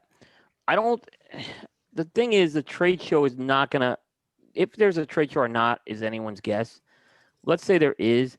Does anyone think this trade show is going to exist in the form that it existed in 2019? That I don't think so. There's going to be a lot more restrictions. It may not even be in Vegas. It may not even be in the summer. Right? Well, I apologize because I didn't want to get a head start on the PCA conversation because I think there's a big piece we can dive into. But I will. Didn't you start the PCA conversation? Yeah. He was just asking about the Charlie. retailers wanting to actually show up retailers. to one. Man, that Let me get was that. a quick disposal of responsibility. No, sorry. No. Let me. Sorry. I'll just kind of. All right. My comment simply is I don't know because the trade show may not be in the form that would be conducive for them to go. No, and we've talked a lot on this group, and obviously, as a data analytic guy and someone who's been talking about the sky has been falling since January of 2020, there's no chance in hell that the PCA is happening in 2021. I realize that might seem as a shock to people, but there's 0%. I mean, maybe there's 0.8%, but if you're expecting it to to get in at that 0.8% like GME, you're going to lose all your money. It's not going to happen. I'm sorry, but we can get into that more in the PCA conversation. There's too many barriers. There's restrictions in Vegas. There's the fact that, and Charlie already kind of mentioned it. If you think you're going to go up to a cigar smoker and tell them that they have to put their mask on between puffing on a cigar, and you think that's going to fly, and you're going to do that to 375 attendees, I mean, good luck with that. There's no way that that's going to fly, ever. Let me. I'll hold this question until we'll get If to they're tricky. Opus X branded masks, though, do you think that it would work? Is there Opus X branded mask? How about a Saka I Squatch don't know, mask? but like, I mean, like this. Could you pick your Saka Squatch masks? What? No. It's a really cool concept. The only problem is, by the really time- asking that if people would wear the masks just because it's like a brand they can get behind. I think if you told retailers like, "Hey, you put this Opus X branded mask on, and you can come to the Fuente booth, and like we'll sell you some rare pinks," like, yeah, you want to increase mask usage, like, Yeah, they'll do this is gonna be the whole sales pitch for the PCA trade show is gonna be what can Fuente and Padron do to incentivize the retailers to do fill in the blank. And then when they buy it, and then when they leave, they'll take it off. Yeah. What were you going to say, Aaron? I was gonna say, Could you imagine going up to Nick Perdomo trying to buy cigars from him when an Opus X branded mask? Right. You get a drumstick in your eye. I actually could imagine that. if Saka was going to make a mask, by the time he approved the quality of all the components, the pandemic would be over. So this doesn't matter. So, all right. So let's talk about the consumers now in regards to how the pandemic had an effect. So I'm going to assume smoking went way up. People are working from home or maybe don't have jobs, so they have a lot more time to smoke. So, assuming everybody's smoking more, or at least a good chunk of smokers more. In that respect, this was a good year. Did I break up for a second? Yeah, you broke up, but your question mostly came through. Yeah. Okay. So do you think this was a good year Keep for going. consumers in regards to how the cigar year kind of worked out for them? From like a health perspective, probably. We know that. We know that. Oh, okay. I'm sorry. I Well, didn't know we where do we're know going with that tobacco, that cigar smoking makes you not susceptible to Immune COVID, to right? COVID. So Yeah, it's true. Yeah. I in that Gives you respect, cancer it as worked out well. for the record, I don't know how if that's many- true or not. I think all of us here had that moment when we were smoking a cigar and we didn't get anything, and we're like, "Oh shit, I got Yep. COVID." 100%. Yeah, that was We've all Yeah, that, gotten that was- happened to us a lot on the review cigar. So that it's was like, I don't that taste was shit. that was Got okay. So COVID. real talk. So legitimately, when I was smoking the year of the ox, and I apologize because I got to throw it under the bus, but real talk, I actually reached out to Aaron and I'm like, I Stop think I saying might sorry, John. Just say it. I think I might Yeah. actually have COVID because I really can't. I'm not getting anything out of this first third, and that was probably. I mean, I've had some interesting experiences reviewing this year, but that was probably the first cigar where I was like, I feel like I'm supposed to be seeing fireworks and unicorns run before my eyes, and I'm not getting that, and I'm wondering if my palate is all of a sudden jacked up, but it wasn't. I mean, the one thing I'd say from a consumer perspective is I noticed because obviously V-Herfs went up through the roof, which was interesting because some of us have been doing V-Herfs for like a decade now. But obviously it's cooler to smoke in a lounge with actual people versus virtual people. And the one thing that I did hear a lot was people were kind of smoking through their stashes. And, you know, my initial thought was, how is that even possible? How do you not have 50,000 cigars? And then I realized, well, everyone's not a hoarder like me, you know, so they haven't been traveling down to Cuba or the United States and buying way more cigars than they could possibly smoke in a year. But with that said, you know, certainly my consumption went through the roof. I mean, all you have to do is ask my wife as to how close we are to a divorce. And she'd tell you, like, you know, I was probably smoking 3-4 cigars a day. And, you know, that's a lot for me, especially given that I actually work for a living. But I don't think that it didn't feel like a bad thing at the time. I got to tell you, getting up at 9 o'clock and having an espresso and logging in for work and lighting up a Davidoff or, you know, Protocol or Espinosa or whatever I was smoking first thing in the morning because I just want to punch my palate. You weren't smoking an Espinosa. You don't need to be nice to Hector. He's not here. No, Oh, I actually legitimately, I'm weird. I really like strong cigars first thing this morning. So I tend to reach for my punchier stuff. But like I've never really got to experience that because I'm normally, at the office or working. So part of me was obviously stressed out for COVID. But part of me was like, hey, man, it's kind of nice to be able to smoke a cigar and work at the same time. So now that I've talked for like 15 minutes, what was your guys' experience? No, I was just gonna say, for those of you that are unemployed, waiting for your EDD, and if you want some free cigars, typically us at DP will give you free cigars that we don't like. So feel free to Those enter our contest. Fuck. June at developingpalates.com.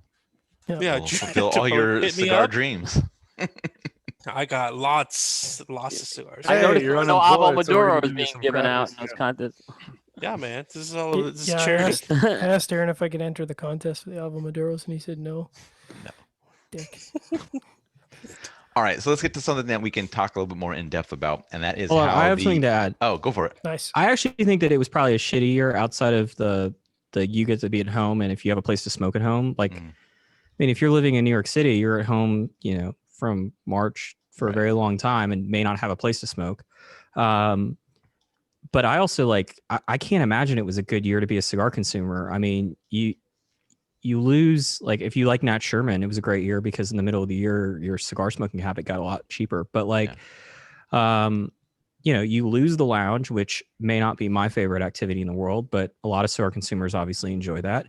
You lose a lot of the social smoking experiences that I think a lot of more casual cigar smokers have. There aren't as many, golf course outings or bachelor parties or football tailgates. And when there are, you're probably not seeing the same people. And then, if you're trying to buy it, like if you're a core CI customer, like this year was a shit show, maybe not as bad as a few years ago when CI, or moved over their warehouse software and their inventory management stuff, but it, massive shipping delays across the board. And then not my favorite thing in the world either, but like all these events that go away, whether it's the local events at your cigar shop or whether it's Cigar Fest or, Big Smoke, like I don't think this would be a banner year to be a cigar consumer. I think all things considered, if you were able to, sit at home and smoke cigars and work, your day job, like that's nice, but that can't be the majority of the people. Yeah. It's probably a very large chunk, but I think for a lot of people, they would say, you know what, it wasn't that bad. It wasn't as bad as it was maybe being a restaurant consumer in 2020, but it was a pain in the ass compared to 2019. Yeah, and I was kind of having some fun with it, but this was probably the largest stretch for me in a decade that I've gone without a cigar trip. And, I foolishly, at the start of 2020, took 6 weeks or purchased 6 weeks worth of vacation in anticipation of the number of cigar events and festivals that I was going to be attending in 2020. So, yeah, not particularly a good year overall. All right, so we talk about a little about the media side and how the pandemic affected our media entities, I guess is how you can put it. So if you guys you are willing to share any information in regards to, what changes kind of this whole thing has brought to what we do, definitely reduction in travel for events and things of that nature. Also things like traffic to the sites, assuming up for most of us for the year over maybe other years, whether that was related to the pandemic or just natural increases. Like what was the process for acquiring cigars for reviews and things like that? Was there any changes in regards to that? So anything of those kind of components that want to pop up and chat about?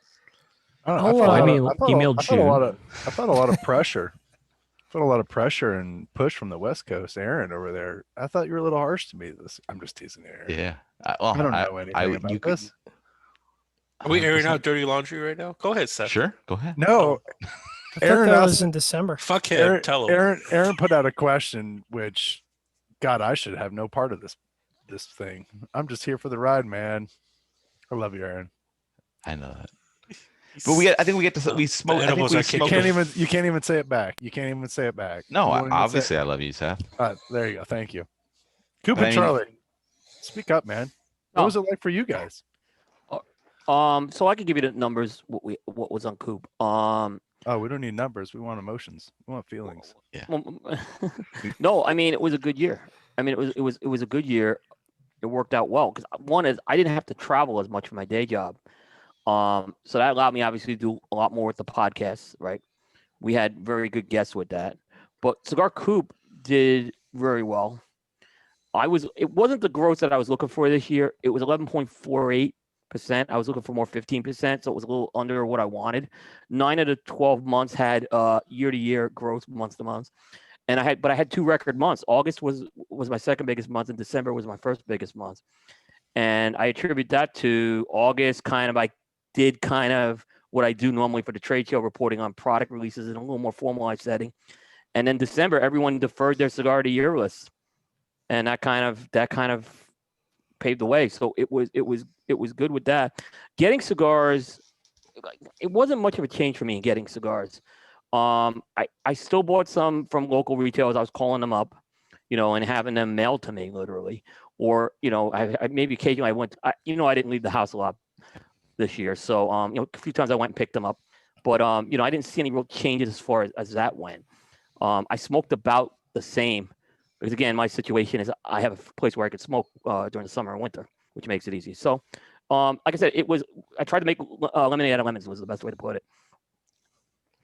Wasn't the way I wanted to do it. Wasn't the way I wanted it to happen, but it did. There was some good things that happened. Then Charlie, I think you mentioned in one of your articles that with the reduced amount of travel, you obviously had some more bandwidth to do other things. So was it an increase in reviews for the year, or just kind of other projects that you guys were working on? Yeah, no, I mean, we had, with me not traveling, I mean, I haven't been on a plane since February 29th, which is normally, if I can go 3 weeks without being on a plane, that's a pretty rare occurrence. We reviewed more cigars. We had to, in the middle of the year, we had to adjust the days when we review to make it a bit more fluid because we were having trouble getting new releases. And so we found that there was a lot of companies that were releasing multiple new cigars, but we try to balance out how many new cigars we review in sort of context of both their sort of place in the industry at any given moment, as also, how much we think our readers may care about things. Neither one of them are definitives, but, like Southern Draw, for example, they released a whole bunch of new cigars in Q4. If they had spread those releases out throughout the year, we probably would have reviewed more Southern Draws than we're going to of those new releases. But there was a lot of times when it felt like, Taiwan was dropping 4 or 5 new things in a 6-week period, and we're not going to review all of them. But we ended up reviewing more cigars. We certainly reviewed more accessories than we ever have. That's been an ongoing sort of thing we would have liked to have done earlier. In terms of traffic, it was up almost every month, which was surprising. We almost got what we would get during the trade show months, which is kind of crazy to think about given how big our trade show coverage is, particularly for our website. I saw a lot more of Brooks. It was a bit, for Patrick and I, it was a bit of an easier year, I think, in terms of our other commitments because we didn't have as many of them. Brooks was the one that sort of felt, I think, what a lot of people felt, which was, he's got a young kid.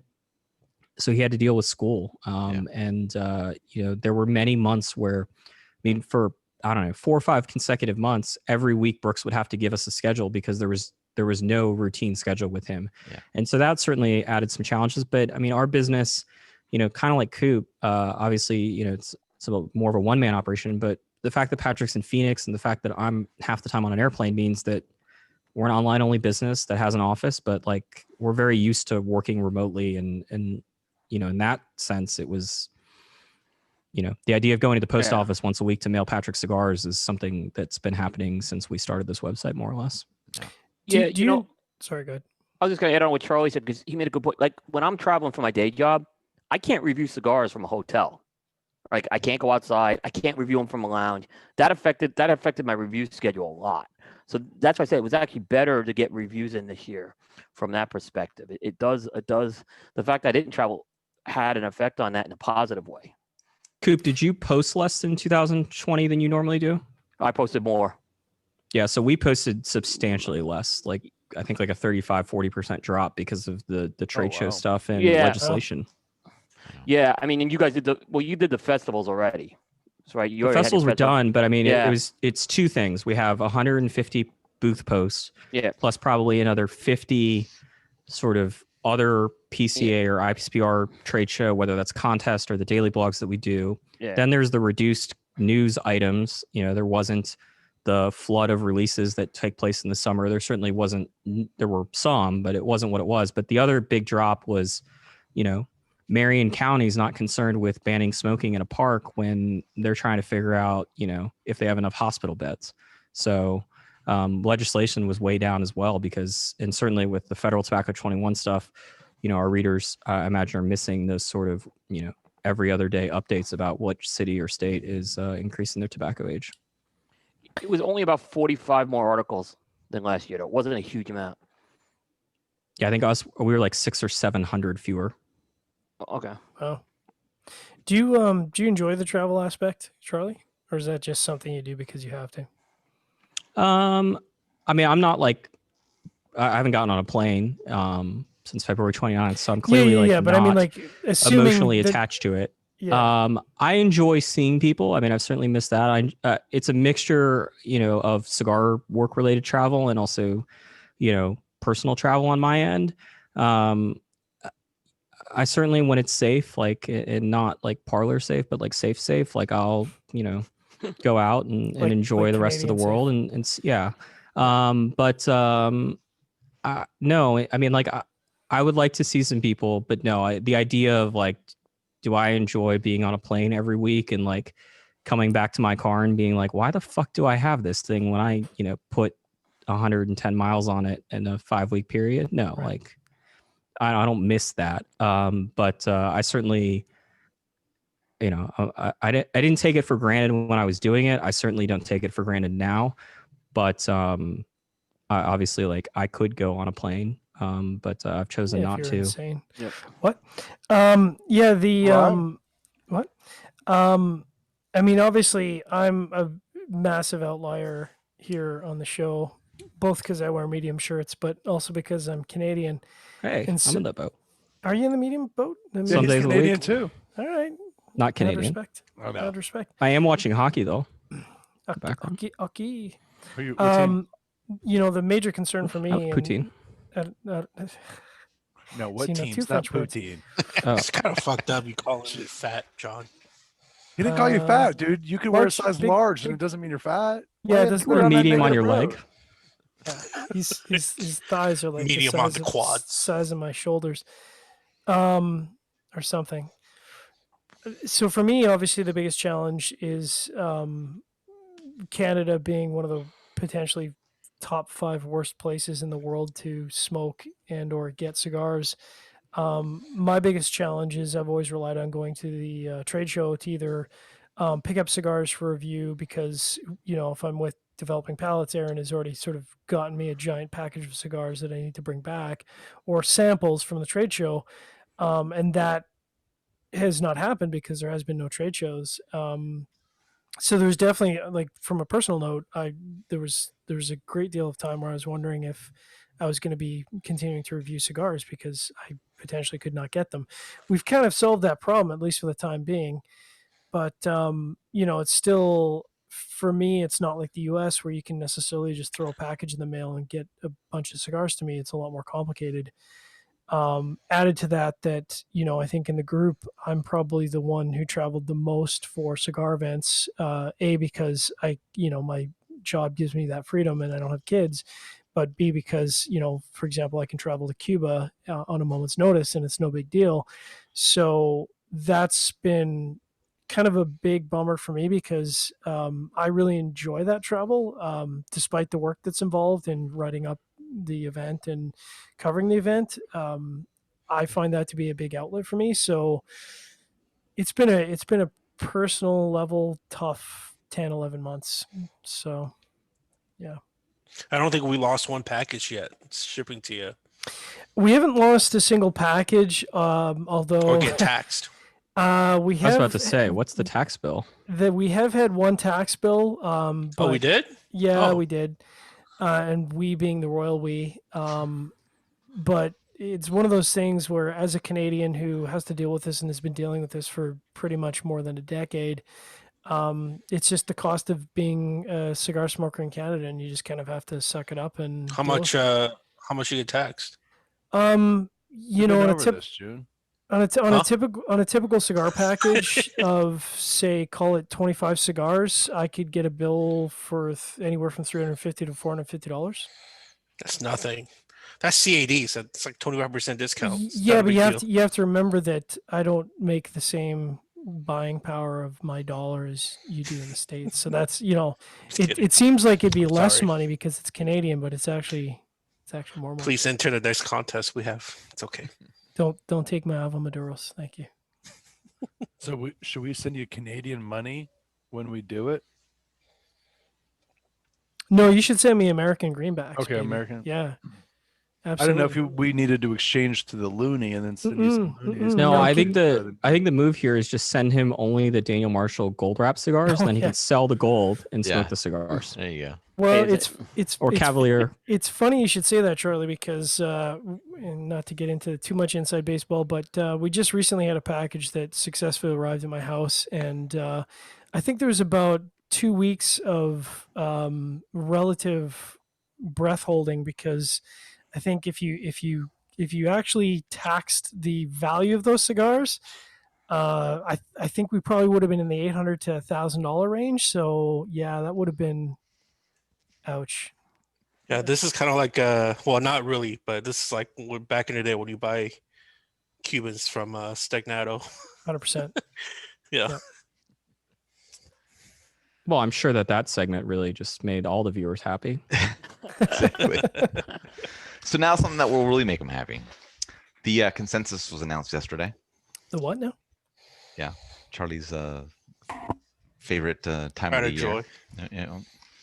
So general thoughts on the list, I guess. I know that everybody likes to hound on who gets included in the list, who's shouldn't be included, whatever their thoughts are. So kind of just open it up, and then we can get onto some more specific topics if anybody wants to kind of jump in. A general comment, because I saw people like saying what they wanted their list included. Like, you should be a half-wheel reader if you want your list included, because Charlie multiple times put it up there that if you want your list included, this is what you need to do. And then I still saw people wondering why their list wasn't included.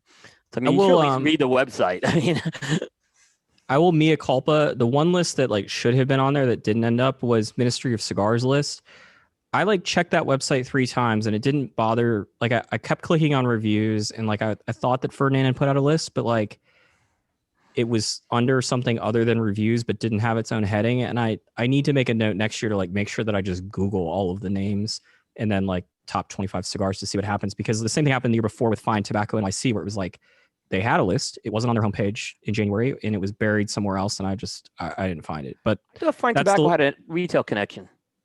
I have no idea. I mean, Okay, the I thing thought with the maybe- retailer, the thing is I don't care unless I can know that Validate. you are a retailer. No, I So, thought I thought you there were mentioned people that. that would email me that would be like, hey, here's my list and I work part-time at a retail shop. And I'm like, I appreciate the honesty, but what the fuck am I how do you think I'm going to include this now? I tell you, don't be a retailer. Why would you fess up to being a retailer? Particularly when you're in an international country. Do you think I'm fucking paying attention? I don't pay attention to the list themselves. I don't know who works at a retail shop unless it's very obvious that you work at a retail shop. Yeah. All right, John, now you have some thoughts.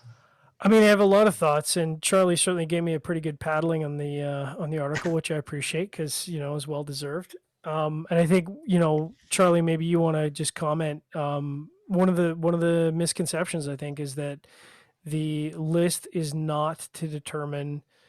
Gosh, I'm gonna totally screw this up. So I feel like I'm just Designed is the word you're looking for. There we go. The list is not designed to either tell what the best new cigar is from online media and or how manufacturers are gaming the system. That's not the design. Yeah, John and I have been emailing back and forth, and I may put up like my response to the email, or at least part of it, because I think that it would help for people to understand.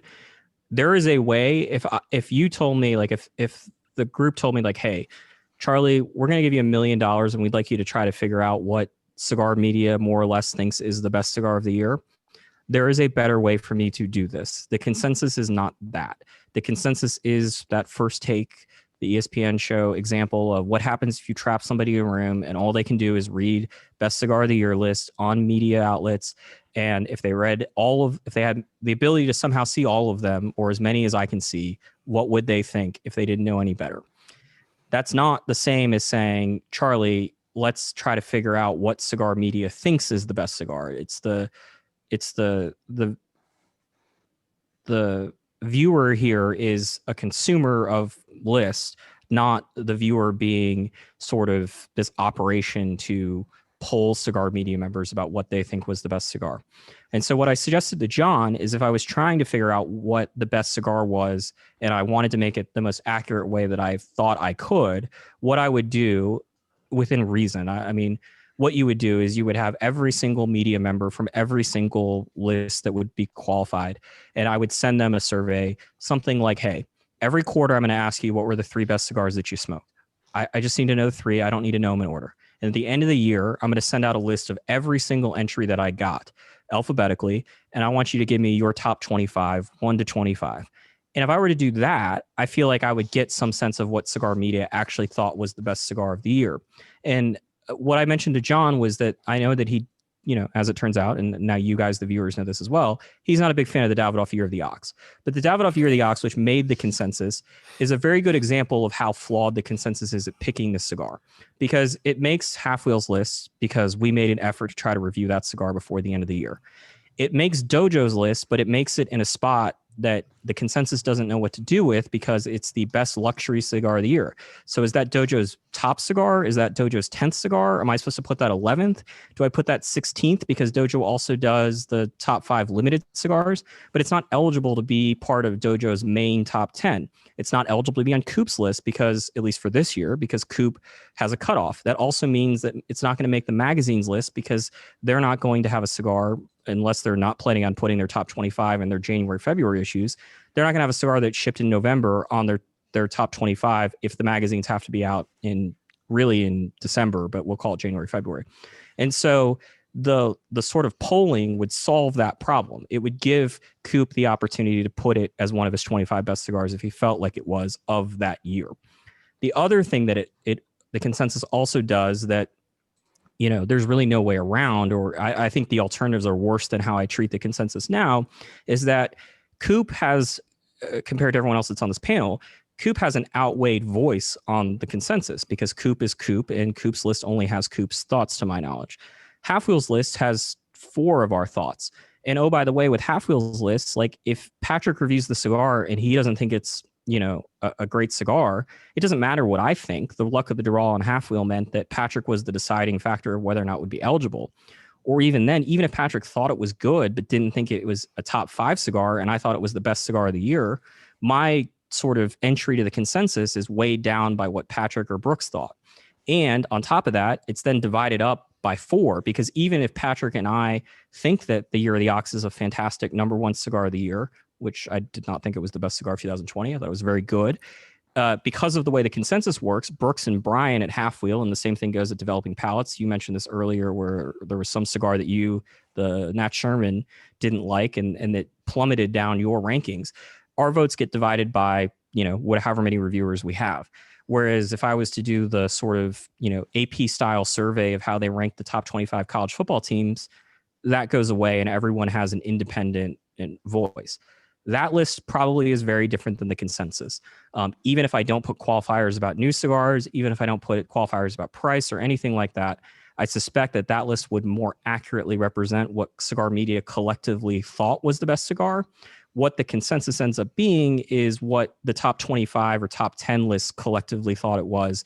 And that's not to mention the, people that only put 10 cigars, or the people that divided up by country, or whatever other sort of obvious, limitations the consensus data produces. And I'm sure the viewers just fucking loved that explanation. By the way, can I congratulate Charlie? He's the first person in the cigar industry to realize there was a cutoff date in year of the ox or cigars like that can't make it. He's the first. So congratulations, Charlie. You're the first person to actually acknowledge that because I get it every year. I mean, listen, this is the Inside Baseball show, so Yeah. you know, if you want to hear Inside Baseball, tune into another show. You know, obviously, I took a dig through the raw data, and you know, first of all, you're insane that you've managed to do this for 10 years and collect the data in the way you did it. I just did a spot check for my own curiosity because I think one of the issues we were talking about was Vitolas, and I'm like, well, you know, what's the deal with these websites and Vitola? So I started going through the websites, and I think I did one YouTuber and then 2 online publications. And the one YouTuber, I was like, okay, well, that's weird. They don't have the Vitola. Well, that's okay. I'll just pull up the video they did for when they did the review of the cigar. Oh, okay. There's no video they did for the review of the cigar. Okay, so they just picked 10 cigars. Okay, so they just picked 10 cigars and they made a video. Whatever. Okay, that's fine. So I moved on to the next list. I went to an online media site. I'm like, okay, so here's their top 25 list. I'm like, okay, so where's the review? And I'm digging through, and I'm like, oh, okay. Well, they have the Vitola on the review, but they don't have it on the top 25 list. Okay. So like I literally got 3 sites in and I was like, I need a scotch. This is ridiculous. And you know, the fact that you've managed to maintain this without completely losing your sanity after a decade is kind of beyond me. But you know, one of the things I kind of mentioned to Aaron in our green room is that you know, there seems to be a lot of bitching after the fact, and you know, from a perspective of like, there's some people who are like, hey man, you know, can you take a look at this data? It doesn't seem right. And then there's like, you know, this list is bullshit because it doesn't include this data.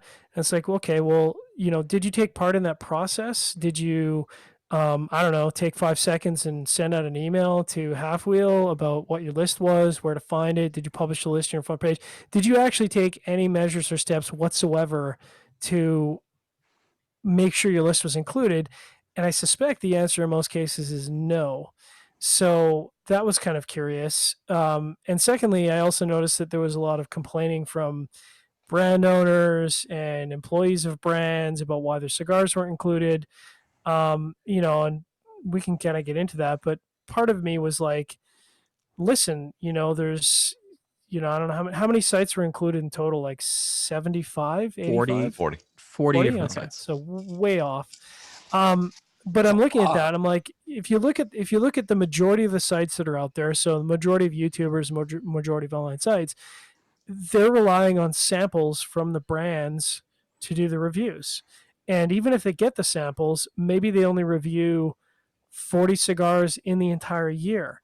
So, you know, if you're Altadis and you send, you know, call it the Romeo, the new Romeo release, to a YouTuber, what are the odds that YouTuber gets around to reviewing that Romeo within that cycle? Maybe kind of low. So, you know, it becomes a bit of a gaming situation where you gotta, you know, like, and you talked about it, Drew Estate, if they send out a humidor with a bunch of cigars and maybe some swag, the likelihood of that cigar being reviewed by 5 sites or 10 sites is going to be a lot larger than somebody who just sends out a single sample, or in the case of some brand owners, 0 samples.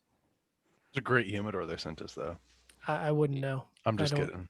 Again, You're the right. I mean, I don't know. good. I mean, very good cigar. It might not have been reviewed if the samples didn't get the media. It's very clear because that was a very limited cigar to get to begin with. I mean, the Daniel Marshall is the end of this discussion. Like, Yeah. Well, they sent, it was 3 sites that reviewed it that put it on the top, right? It was the 2 print magazines and the Tuesday yeah, but night let's cigar be club. honest. Amongst the people on this panel, like Coop, would you, if Daniel Marshall doesn't send you that cigar, what are the chances that you review that cigar? Very little, because I didn't even know how to get it. I mean, it was very hard to get to begin with. So very And very Developing little. Palates, like, are you guys gonna go out and cigars that are $150 a piece? So let me just say, Don't tempt me, man. I do some stupid I know stuff you guys with this reviewed the site. Ginza. Yeah. if and this is not a knock on Daniel Marshall, Yeah. but if we believe, so I'll put it to you this way: if Daniel Marshall was Rocky Patel, yeah, we would probably spend $150 on a Daniel Marshall Yeah. because there's a reasonable expectation that, because we do have to take into account, are we actually going to see more than 8 people read this review? And unfortunately, if it's a Daniel Marshall, the answer to that question is probably not. If the question is Rocky Patel and Rocky puts out a $150 cigar, we're probably going to see that as the most viewed and reviewed cigar of the year. Maybe, but I mean, obviously, like times have changed, and I don't know the data right off the top of my head. But like the Padron 50th Humidor release, which there were multiple retailers selling singles of. It was not, if you wanted to buy that cigar, you had a few months where you could have bought it. That's a Padron. It's the flagship release for Padron. That was not being reviewed, and it certainly didn't end up on the consensus that year or the next year in any sort of quality manner. I had to buy that cigar. It was my cigar of the year in 15. Same with the Spectre. I mean, I bought the Spectres this year, and it made my list. That's a $90 cigar. So, I mean, because I had accessibility to both those cigars. That was the reason. So I'm not against spending the money on it. It's I mean, my point is, like, if you want to know the cigar that proved the whole, like, if you send samples out, like, absolutely you can make a difference. The Daniel Marshall is the start and end of that discussion. Absolutely. No doubt. If Daniel Marshall doesn't send out samples, Halfwheel probably makes an attempt to do it, because we've also made an attempt to get the gold cigars and whatever. But we also have a budget that is, drastically different than everyone else outside of the magazines, and then maybe even out of some magazines in terms of how much money we spend on cigars to review. Yeah, I mean, I would say as a percentage, my estimate would be, 70% of the sites that are included in the consensus probably rely on either for the majority or all of their reviews, samples to be sent to them. And that's not a knock. I was there. I don't know if I would say it's that high. You don't think it's that high? What I will say, what we've seen, and something I maybe should have mentioned, is that there are a lot of sites, particularly the YouTubers, who are part of Pravada or another one of these Stogie Bird, one of these monthly membership programs. And so that certainly is going to be, if there was more concise data, like where it wasn't,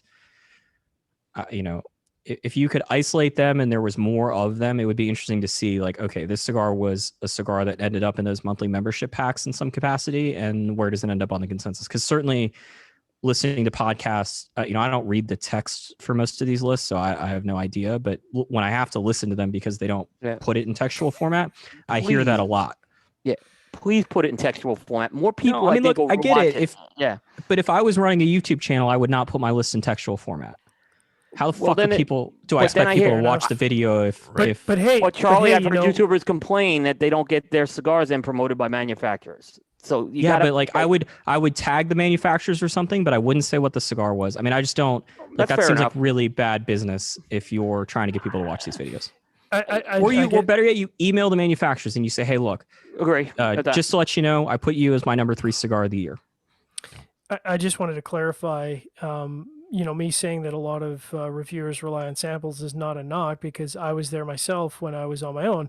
And frankly, it's not my expectation that majority of these sites probably even break even on, if we're talking about YouTubers, the amount of money that they spend on equipment or, whatever software, et cetera, they're probably not breaking even on whatever they're getting. I doubt that very many of the blogs are breaking even. No. Yeah. I doubt it. YouTubers, so I can't blame them. The tobacco gets demonetized anyways, right? Yeah, you can't make money on YouTube on cigars. No, I mean, you can, but you got to do it in a way where your audit. You can't. I mean, I don't know. Maybe some of them are okay because their costs are so low, but they're not making. I would, outside of Cigar Obsession and Delicia and maybe Should I Smoke This and a handful of others. I bet when you look at Arizona Desert Man, who I think has a semi. He's at least doing this in a manner that I would say is more consistent than others. He can't be making $5 an hour at this YouTube experience. Yeah. The whole debate about the YouTubers, though, it's kind of, Charlie, you wrote something. I think you wrote this. It's kind of interesting. It's kind of where the online media, the bloggers were 10 years ago. Like, we're now kind of taking the same 15, I would say. 15, yeah. Now it's kind of, we're looking at that. With that, the one difference I see with the YouTube is they're a lot more agile in terms of what they select for cigars of the year. There's less of a process that I've seen with that. I would recommend that you take time to read some of the lesser known blogs, and you will find out that Oh, same thing. Oh yeah, no doubt. I mean, we do a WTF list every year on when we do the show with Skip, and it's basically what the fuck, how did this get on there? But like, I mean, you guys, the Developing Palates, you can speak to this. Like, if you don't have a panel, that changes it completely, because then it's just your thoughts. So what's the difference between, like, yeah, I guess you could take all the bands off and smoke them all blind, even though you've already smoked the cigars again, and have somebody with the codes decipher them for you. Like, you could go through all that effort. But if, you know, like Brooks and I did our own list, we were talking about this the other day. Like, when I was doing my own list at the cigar feed, like, yeah, like I would sort and figure out what my highest rated cigars were. And then I would just, you know, okay, we're going to start with that as number 5. And then was this cigar better or worse? And be like, you just plop it down. And like, you know, whereas I think if you were a YouTube channel that had multiple reviewers, like you would have to have a more involved process, because there's more than one person's opinion. Or you do what all the YouTubers seemingly do with 2 reviewers, and you just have 2 separate lists. Yeah, I mean, obviously, I think the big advantage to YouTube is that the barrier to entry is having an internet connection. Like, literally, you don't even need It's the barrier to good entry to audio. having a blog, though. Yeah, but I mean, on a blog, You got to know how to type. you got to know how to type. You got right. Yeah, but you gotta have be a able to- video camera if you're a YouTuber. Do you though? I mean, it costs what, $60 American for a. No, I'm Logitech just saying, like, 720? I don't know how much of a difference there is. I think perhaps what we've seen is that with the development of Halfwheel and Coop and Dojo and Developing Palates and, you know, Blind Man's Puff before it, and obviously the OGs, sort of Stogie Review and Stogie guys, there's been a filtering out. The people that want to be super casual about this generally aren't doing blogs. But the other part I would say, and this is something that I haven't done, and I don't really know what the value would be, there are a lot of sites that I go to that, you know, have published reviews in 2020 that just didn't put out a top 25 or a top 10 list for whatever reason. Right. I don't know what that number is on the YouTube side of things, because I don't watch YouTube cigar content. But, you know, certainly in my RSS feed, like, I see sites that put out reviews and then don't put out a top 10 list for whatever reason. And we just, you know, that those metrics never get shared in the consensus. Yeah, I mean, I think from a consumer from a consumer perspective, the challenge for me for YouTube is, and I was just looking the other day because I was looking through the raw data, and I was like, I have no idea who any of these people are, which isn't to say I didn't know who some of them were, because I certainly do, and I follow some of them. But the issue is, like, this particular type of content, I currently am subscribed to, I think, about 14 or 15 different podcasts. And in the past, I would listen to those podcasts going to work, sometimes at work and driving home to work. And I was on average probably 3 months behind on podcast content. There is just not enough hours in a day for me to even consider listening to a fraction of the content that's being generated. So unfortunately for me, YouTube is just, and again, as a consumer, it's just not content I can keep up with. So I either have the choice of following, you know, 1 or 2 YouTubers and checking out their videos every other week, or following no YouTubers and catching none of their content. But, you know, I know I'm guessing that we want to yeah. probably move on. But the other thing I would say, and this is something that I think is sensible now, is if we all were starting out as just, you know, cigar consumers that were interested in sharing our opinions with the world, if you were going to start out today, you would probably go to YouTube. 100%. You may not know that it's demonetized yet, but just given how things are going, you'd see your YouTube channel, Doug DeMuro doing car reviews, or you'd see the guy that does the food blog reviews or whatever, and you would say, oh, like, that's the place I should start. And 10 years ago or 15 years ago, what you would do is you would start a blog. And so, yeah, it's a bit more amateur hour on YouTube. I imagine it would be different if it wasn't demonetized in the manner that it was, but it would still be the place that amateurs, you know, the amateur version of media would start in. And that's just because that's what it is right now. And I'm sure 5 or 10 years from now, it's going to be a different place. You know, I don't think that the closing thought is, I would argue that the list that seemed the most irrational or the least understandable to me, if I didn't know the business side of things, would be the magazine list. Those are the lists that are head scratching, because you end up, because almost all of them limit it down to 1 cigar a year, and almost all of them are 25 cigars. And so if you're, or 1 cigar per company. When you start to play that game, the bottom end of these magazine lists get really tough. if Halfwheel was forced to name the top 25 cigars with the limitation that they all had to be from, a different manufacturer, and oh, by the way, we also were more willing to let not new cigars in, our list would be bonkers, like irrational after the top 10. And the magazines, then you add in the fact that the magazines need the cigar companies to advertise with them. And so they are more cognizant of making sure they don't piss off cigar manufacturers by excluding them, particularly excluding them multiple years. Like, yeah, those lists, if you look at them, they've gotten better, but they're tough to understand. And it's not just CA. CA's is actually probably the best of the bunch. Better one, yeah. Like I'm not picking on Cigar Snob, I love those guys, but they had the Casa Cuba Divine Inspiration on the list this year. And I just would like to understand, well, how did that They had make the list? HVC Edición Especial 2015 on the list. Yeah, that's right. Were they cigars that they just had in the office that aged well? I would just like to understand the parameters they would use for those cigars to make the list. At least CA to some extent. I mean, the gives other you some thing about parameter. the magazines, it's crazy, and then we should probably move on, is like Cigar Snob and Cigar Aficionado both managed to put cigars on their list that had already made the list in years prior. And I have no understanding as to what, like, I guess if you're saying like, what's the top 25 cigars that I smoked in a given year? Like, sure. But you would think that you would be like, oh, like this cigar's already made the list. Particularly like, I think it's Cigar Snob's case, like one of the cigars on the list was a former #1 winner. Like, what is that doing on the list? And I could be completely wrong about that, but I think they did mention that. But like, I have no understanding as to how the HVC Edición Especial 2015 shows up on a 2020 list. It makes no sense. I do want to make one comment about kind of the YouTube talk, because I think there's a lot of perception that the I guess blog crowd hates the YouTubers. So, and that might be the case in some instances. I don't want to make that as a blanket statement that yes, online media hates the YouTube guys in regards to vlog versus YouTube. I think I'll speak for myself. Of course, you then won't. he's got to go robot the moment he needs All to right. make his point. That's Can you hear me? just how it goes. Am I There he here? goes, We man. can hear Can you you. hear me now? Okay, I Yeah. didn't start Go for it. yet, so you didn't miss anything. For myself, I think some of the YouTubers, it's just try to use the word amateur, and I will kind of parlay that a little bit here.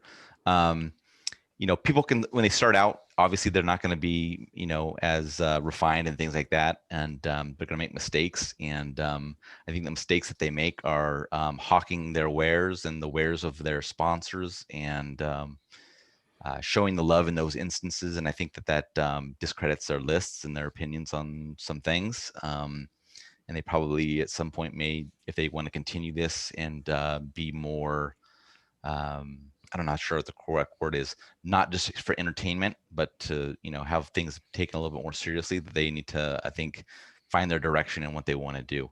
And maybe that will come for them over time. Maybe that won't.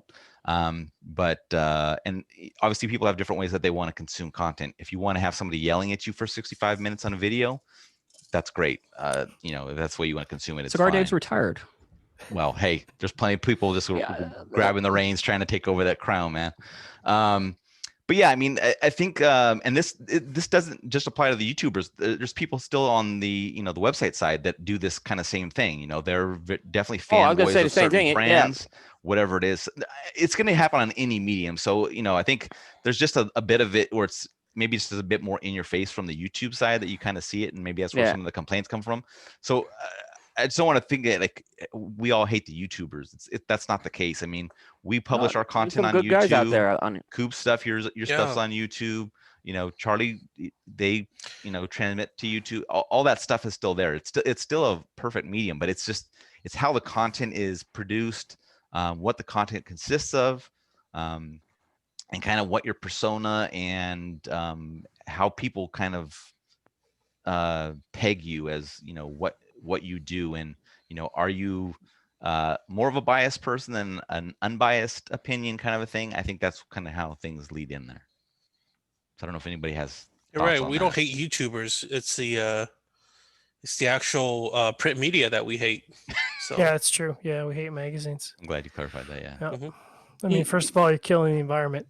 So And The only problem I had with a YouTuber is when he plagiarized my content. That was it. That's my only issue. I mean, how many of you guys fine. actually follow YouTubers?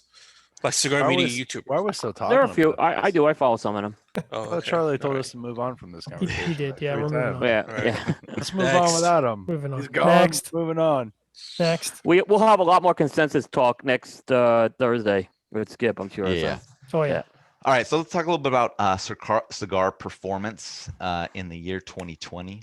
And I think the way I kind of pose this question might be a little confusing, so I'm just going to word it a little bit differently. Do you think the cigar performance, and you can deem that in construction as well as flavor quality, was better in 2020 than it was in 2019? Was it flat? Was it worse? General thoughts? Without getting it all just fired off because I've been doing it all night, but without getting too nerdy into the data, because we're going to get into that in February, but speaking only for Developing Palates and perhaps even only for myself, objectively, I can say that 100% there was a compression of scoring in the average category that we haven't seen really ever. And it was noticeable. So if you were to do a scatter plot, which is probably the best way to determine how much of the range you're using, that range was very, very, very small. Which, you could argue, well, that meant there was less bad cigars. And in a way, that's true.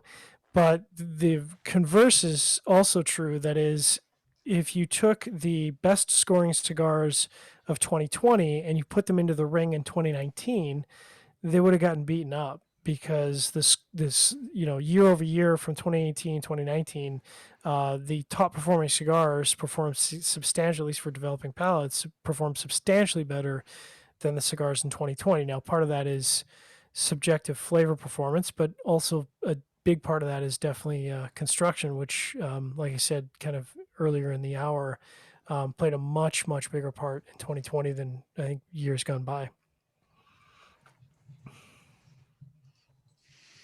Thoughts Aaron, from do you have a chart so I could see?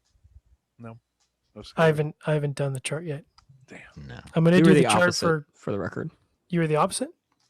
Yeah. You think Yeah. 2020 is better than 2019? No. I'm Oh. just saying, like, when we came in an Excel chart, our orgasm was wider than in the previous year.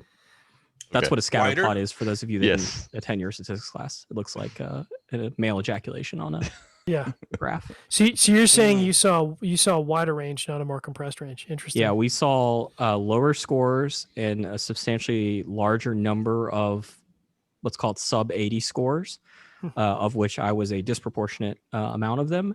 We also saw higher scores. So let's say, like, I forget the exact number, but like we had a lot more 92s, but we didn't have as, like, the 93s, 94s, and Halfwheel doesn't know what a 95 is, so just don't ask. But like we had way more cigars eligible for the top 25, so we had a lot more new 91 cigar point or higher rated cigars. But we also had substantially larger number of lower scoring cigars, and our averages ended up being almost identical for the core reviews. Yeah, I think when we looked at our data and we talked about it a lot, if we had created some sort of criteria, like we said, a cigar might, like, a lot of sites say, in Halfwheel and CA are examples, Coop, your 92 or whatever to be eligible for the top 25 cigars of the year. If we had done that based on our scoring system, then I think, what was it, Aaron? We said there would be 12 cigars that were eligible for our top 25 list. You might be generous. Yeah. Yeah. See, the barometer I have is, it's a little inconclusive, except now I am getting into those 2020 releases, and it's not starting off well, is what I'll just say. It's definitely, and I haven't changed anything with the way I'm scoring. As John McClane would say, Coop, welcome to the party, pal. Yeah. So I definitely have seen these 2020 releases underwhelm me right now. I'm really worried about 2021, and we can get to that at some point, but because I think 2021 will bottom out. But yeah, I take that back. We, on the bottom end, only had a slight increase. So we had We went from 4% scoring below 80, or from 3% to 4% scoring below 80. So that's not very much, obviously. But we had there were only 13 cigars that scored 92 or greater in 2019, and we had 24 in 2020. And our average of regular reviews, so when we remove the Redux and the Holy Grail, so the stuff we only smoke one of, if we were just looking at the regular reviews, we went from 87.23 to 87.01. So, very consistent there. So you had a more compressed ejaculation. No, we had a wider ejaculation, but not only slightly on the bottom end, more on the top end. But the middle, from the median point, the cum was equally spread out. Nice. My ejaculation's wider on the bottom end as well, usually. It's true. Yeah. What I like about We Seth's added, reviews Seth, is if we added you to Yeah. half-wheel I'm staff, more would of the a- ejaculation be wider or more concentrated? Oh God. I'm more of a. I have no idea. Aaron will have to give you potato. my numbers, and then you Okay. can. I'll send over the Because- numbers, Charlie. You can Yeah. evaluate I them. wanna on see the your- scatter plot. on your own. Yeah, Yeah. you can check out And the my regression line. ejaculation later. Jizz chart. The one thing I like about Seth on the DP scale is when You should his- say should developing stop palates. You talking shouldn't about stick me. with I like- DP. I We like should stop saying- talking about No, we DP like and me it. and We like- ejaculation. yeah. So when I talk about the developing palate scale, Seth does a great job of exercising the range of the lower end of the scoring. And it's good because it's good to see that. But it is always funny when I put it into analytics software. I'm like, whoa, what happened there? And it's like, oh, okay, that's Seth's Wave just it up. keeping it real. Wave of emotions. Coop, Never a better year for cigars. never a better year for cigars. Yeah. If I see mean, that- I guess that's really the question being asked is, all analytics aside, do you feel that 2020 was a better cigar year on average than 2019? And I would say no. it's trending like that is what I'm gonna say. And like I It's said, better? no, it's worse. It's worse. 20 because I'm getting to more of the 2020 stuff right now. Right. So I'm definitely seeing it because most of mine was reflect because the crazy way I do it, I'll just say that. But I mentioned 2021 because I'm just wondering what's going to happen with a lot of these small and medium brands that are not down at the factory right now. Keep it in the chamber, Coop. Keep it in the chamber. Is that It's coming? coming up. Okay. We're going to talk about it.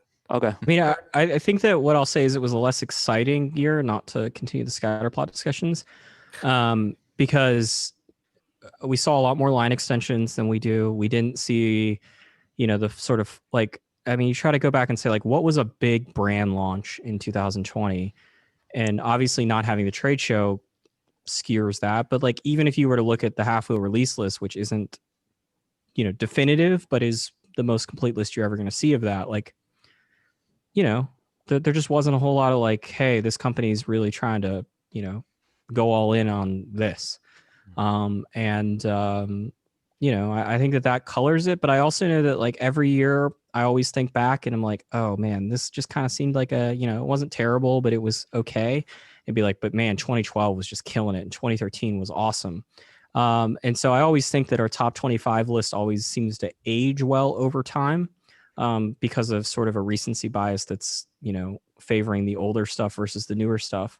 But I don't, I'm not sure that I would say that cigars were any worse than they were in 2019. The only thing I can definitively say is there was a lot less of them, or a lot fewer of them in 2020 than there was in previous years. New cigars. Charlie and Coop, do you guys think that when you look at 2020 as being the year where there's a pandemic and so forth, and you look at the companies at how they were performing in 2019, did you see not much change amongst any of them? But in the process, does that show, a solid base or solid foundation for those companies and where they were? Does that make sense? Yeah, I think to answer your question, I think 2020, if I had to say was this a continuation of previous work, or was this did somebody pivot, or better or worse or different? no, 2020 was very much a continuation. I don't know how much of that is just the emotional and mental aspect of, the idea of, come April, like we're just trying to get through the week. Like we're not thinking about 6 weeks from now on our own end. But certainly in my conversations with manufacturers, it's always been that since April of like, man, we're just trying to ship what cigars we can, which is a very different conversation than what it was in 2019. Yeah, I mean, I'm always going to look back at 2020 as the year that what could have been, because we could have gotten to see a real experiment of what the trade show would have looked like without these big companies. We could have gotten to see what the big companies would be like without the trade show. We could have gotten to see what Fuente would have done for the 25th anniversary of Opus X. We could have gotten to see what JC Newman would have done for their massive anniversary. We could have gotten to see whether or not, Black Label takes that next step. I'm not that deep into I'm not losing sleep over any of these questions, but 2020 robbed us of that from this very, narrow view. And so it's not surprising that I'm going to look back at this as, oh, that was just sort of an extended continuation of 2019, and companies were just trying to do whatever they could to get through Friday. Coop? Yeah, I'm pretty much along the lines. I don't think they lost any ground. I don't think anyone really lost a lot of ground who's significant this year. Like Charlie, the big four questions were really on my mind. I looked at, like, for example, another company was like Ventura.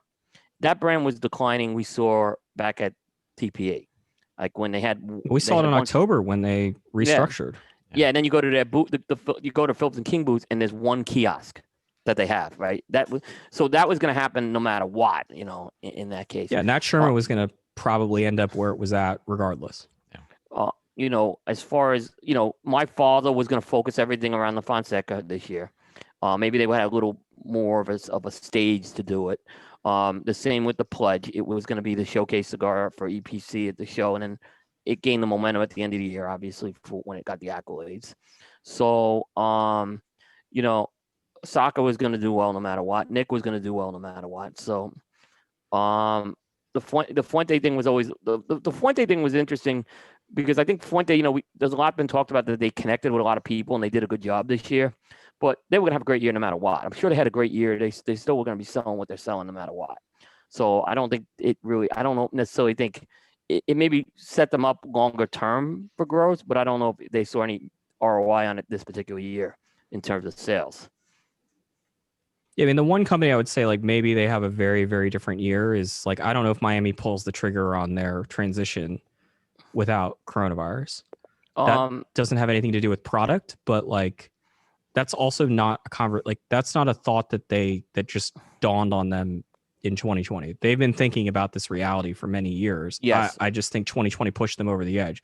I would suspect that if coronavirus didn't happen, that Miami wouldn't have done it, because I think they just wouldn't have had the evidence to justify what, I don't think Miami wanted to lay off those people from an emotional standpoint. I'm almost positive of that. But once they had the evidence that they should be running the company in a different way because they got to see that parallel universe, then they pulled the trigger on it. That's what I think too. I think there were business decisions being driven that were going to happen no matter what. But the question is, would they have put more investment in their own brands in 2020? That we don't know. That's something that's just an unknown. Would they, try to grow that piece of the business more, and maybe less rely on what they're distributing? So I have a hypothetical question for Charlie. Since you used the 91 point cutoff for eligibility for the top 25 list, if you did not have 25 cigars that qualified, would you short Top the 24. list? You would short the list. Okay. That would be Yeah.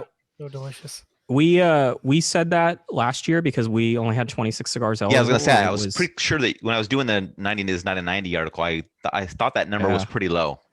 Yeah, it was getting a little dicey there. So we had a meeting in September maybe, and we just agreed that, I mean, logistically, it would be a nightmare for us to have to go back, acquire all these cigars that got, because we're talking about a flood of, I don't know how many it would have been, but we're talking about acquiring, reasonably speaking here, at least 20 cigars for each one of, so we're talking about acquiring 80 cigars, and given what Halfwheel reviews, a lot of them are probably limited editions and stuff that's going to be tough to find.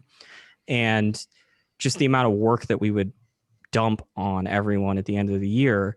And because 91 has been the consistent number from 2012 since we started halfwheel, we just sort of said, yeah, that's going to be the cutoff, and it's going to be what it's going to be. And there is the top 25 number is a good number. I mean, but if CA had done top 20, I'm guessing that we all are producing top 20 lists except Coop. Right. Exactly.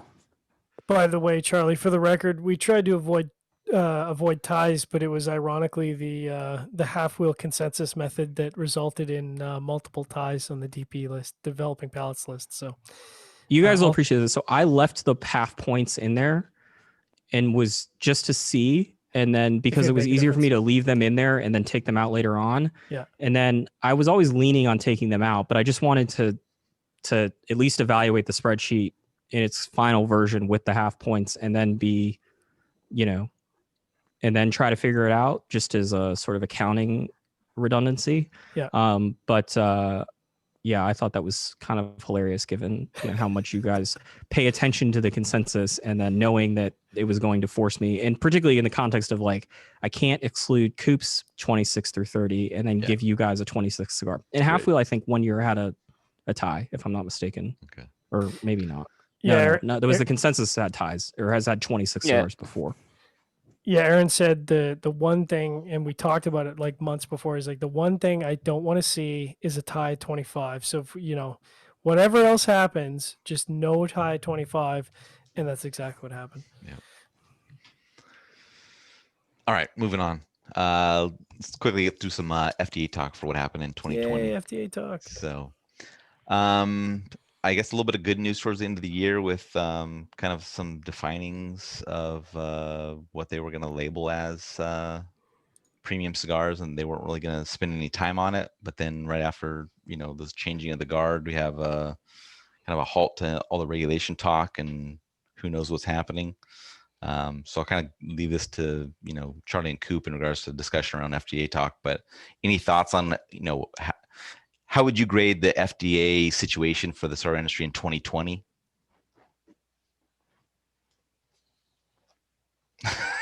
No, really doesn't matter.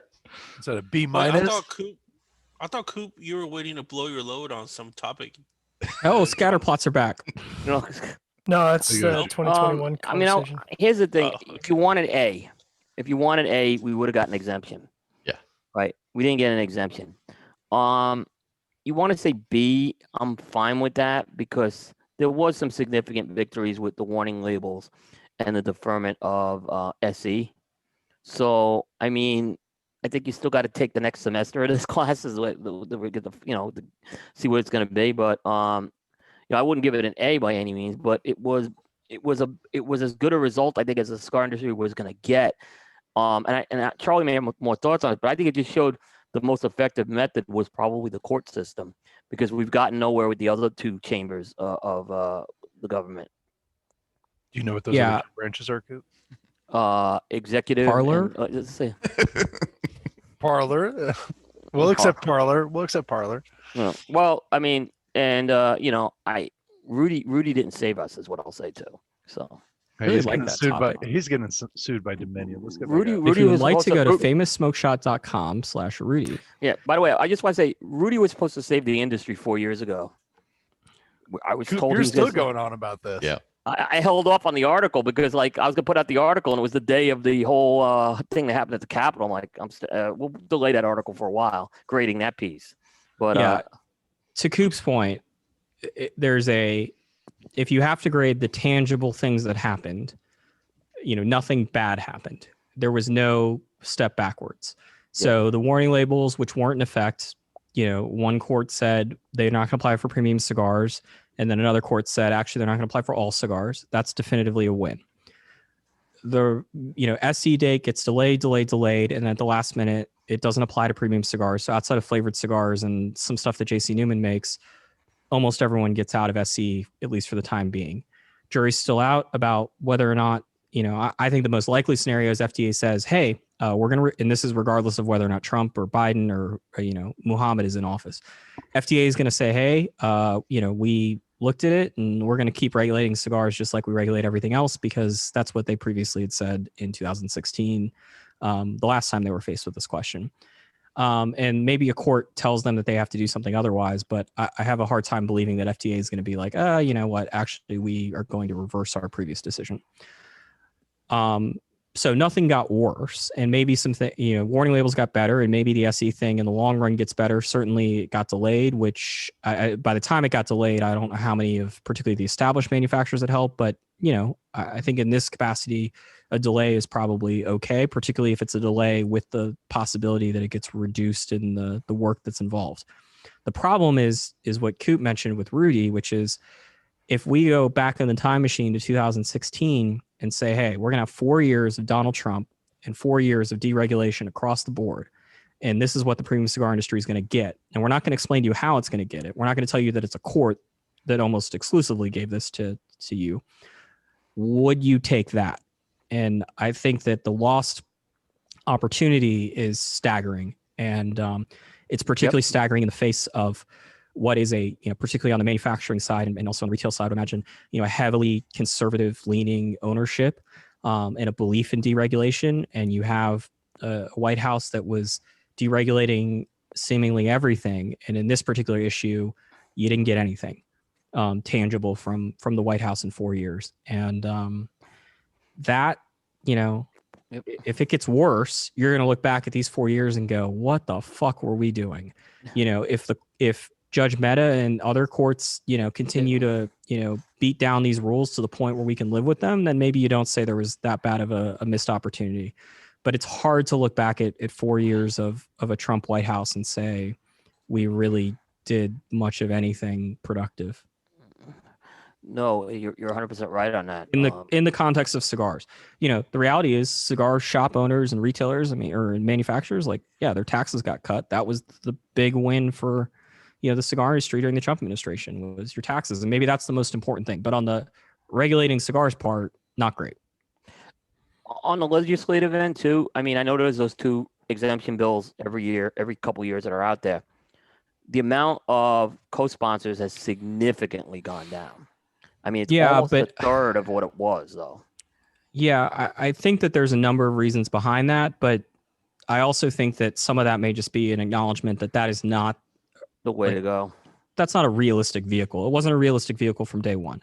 The point of that was to use that to try to put pressure on FDA to say, hey, look, Congress, your boss, is saying, or, the people that give you this authority, not technically your boss, that's the White House, but the people that give you the authority to do this is saying you should back off. That was the point of those bills. The government in the United States can't pass a standalone bill to do anything at this point. So it's not like they're going to pass a standalone bill to try to deregulate premium cigars. That is, not going to happen. And there was a hope that maybe it gets thrown in the omnibus, but I think we've learned that Mitch McConnell and John Boehner before him had no interest in doing that because of some of their other, tobacco-related interests. Hey, he's no longer on the board of directors for Reynolds. Great. And that was never that wasn't actually the main issue there. But look, Mitch McConnell wasn't going to let that happen, and I think anyone that was being honest about it that knew anything would tell you that that was just a way to, when you have meetings with FDA, to say, hey, look, 150 members of Congress tell you to do something, and FDA knew the reality too, which was that's wonderful, but if they want us to do something, why don't they pass a bill that says that? I think there were some congressional wins in the sense that, look, we could be having a very, very different conversation if the changes that took to, place in regards to the PACT Act with shipping vapor stuff via USPS applied to cigars. It's a very, very different month in January if part of the omnibus, which it took place in the vapor industry, says there's a whole bunch of regulations that more or less are going to prevent you from shipping cigars via USPS to consumers. So there's a very different conversation if the version of the agriculture bill that was in, the House, before it got modified, if that passes, where we're banning flavored cigars, where we're putting $12 caps on things, where we're also looking at these mailing issues. So it's not to say that there weren't any wins, but the wins in Congress were just, preventing the bad shit from happening. There was no clawing back of any of the regulatory stuff via Congress, and there wasn't really any tangible stuff clawing it back via the White House either. But I will say this: the lawsuit clearly is effective. Is it worth it? That's tough to say, because you got to live in the world of what does this look like without the lawsuit, or what does this look like with an underfunded lawsuit. But there have been wins. It just has been via an Obama appointed judge and not via Donald Trump and Rudy Giuliani. It is scary, Charlie, when you mentioned the mailing thing and how it was put into the omnibus. I mean, it could be a stroke of a pen that puts premium cigars in there, though, with the Jenkins Act. I mean, I think you're a bit protected in the sense that Florida and Pennsylvania have a and New Hampshire as well, but Florida and Pennsylvania have a very, very defined interest in protecting that. Mm-hmm. And so I think it reduces that risk a lot more. Obviously hindsight's 2020, so the risk for vapor was very real. But I think that there would be a lot more pushback. And look, there are a lot of people in the cigar industry that don't want to hear it, but it is very important, particularly if you are in the states of Florida and Pennsylvania, that you play ball with your Democratic legislators. You got to play ball with your Republicans in every state, because you can get wins there. But in Pennsylvania, they could be Republicans, they could be Democrats, they could be Green Party. It does not matter. If they are an elected official in U.S. Congress, you need to have constant and consistent dialogue with them about the importance of protecting those jobs in the states of Florida and Pennsylvania, because that is the only thing that's going to save us in the long run. Agree. All right, let's do a little. Just said, fuck this shit. Let's do a little look ahead to 2021. In regards to trade shows, events, what do you guys see as the outlook for those types of things? And I'll add a secondary question onto these. In regards to if these events do not happen, do you think it's more of because local governments are not allowing such things to happen, or do you think that they're because of health-related concerns? So I'll hop in on that because I like stirring the pot. I already said on Cigar Jukebox that I didn't believe that any trade show event, what have you, is going to, there's basically 0% chance of anything happening before, call it September. And, that's the short answer. The long answer is, I think there's simply too many barriers to entry. You've got a combination of challenges for flying. Everyone who flies right now, or presumably in the next, the executive order has gone through. You have to wear a mask on a plane, right? Like that executive order just got signed. So there's barriers to people who don't want to necessarily fly and or don't want to wear a mask on a plane. That's mandated now. You've got local governance and state governance that might restrict how many people you can have an event, if you can have an event at all. And then I think, there's probably a general leeriness of some manufacturers to participate in those events. So, when you look at, obviously there's a difference between doing a trade show and doing like a cigar event.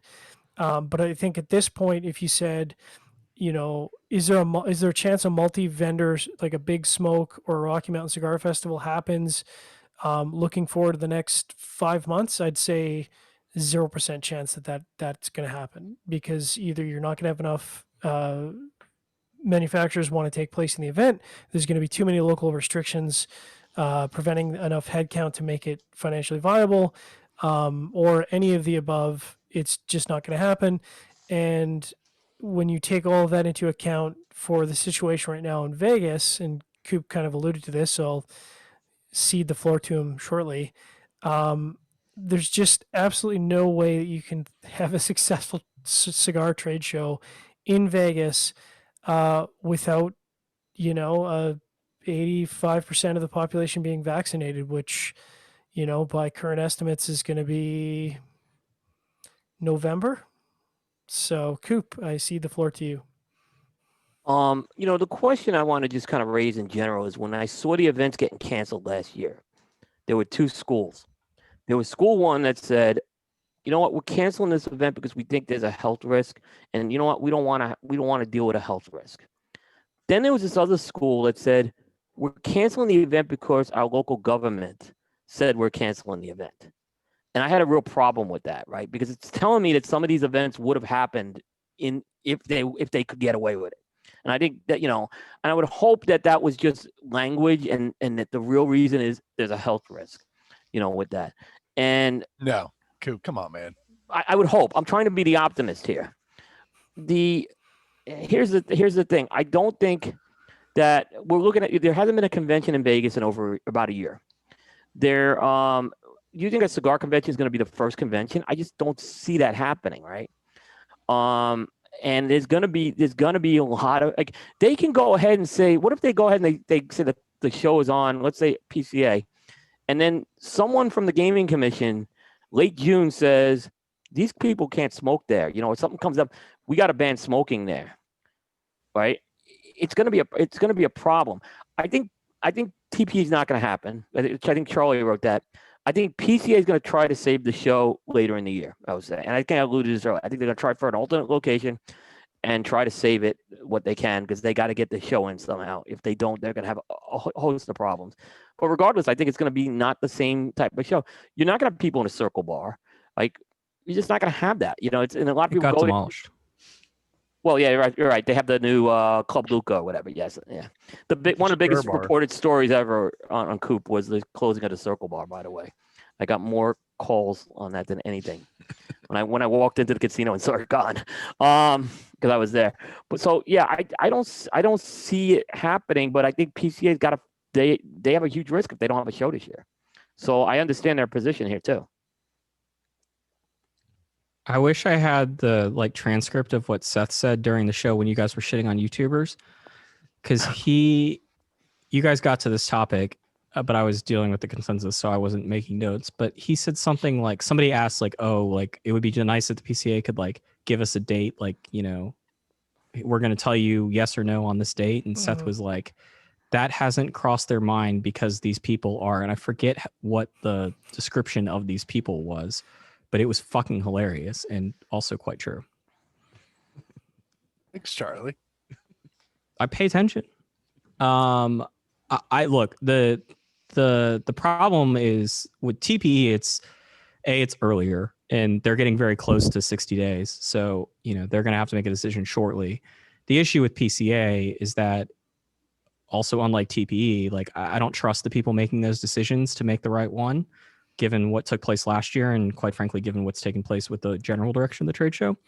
The other thing that I've been told is that the convention centers, and not just the Las Vegas Convention Center, but the event spaces have got to let people know, if you can get 50% capacity, we aren't going to let you out of your contracts. We're going to force you to do the events or pay us the cancellation fees. And I don't know what to make of PCA's financial standpoint. They could be cash strapped. They also this could just be a mirage. This could be an accounting error for all I know. I mean, once again, given the track record here, very tough to make sense of what's going on. But these are the people, unlike TPE and unlike Dortmund, where they're going to try to do a show, even if it's not advisable from a number of standpoints.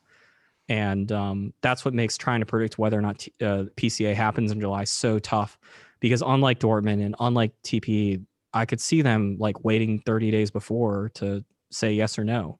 And obviously, given the sort of vaccination pathway, they're going to be in a bit more optimistic standpoint than something like TPE is going to be. And so it's just so tough to predict. If responsible people were running this that had proven themselves to make responsible decisions, yeah, I'd agree with the previous statements that there's no way that it happens. All right, looking ahead, I guess the current climate may add to the possibility of this or not, but do you foresee any mergers or acquisitions occurring,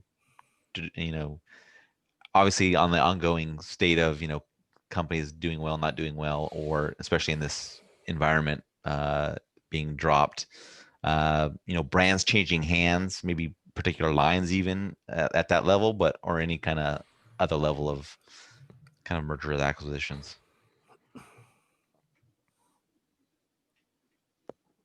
No, I see no change. No, I mean, I think there's a couple of things going on, and I think there's probably a lack of appetite, and I think probably the Imperial sale was a good example, and certainly Nat Sherman was also a good example of where, maybe less Nat Sherman and more Imperial, but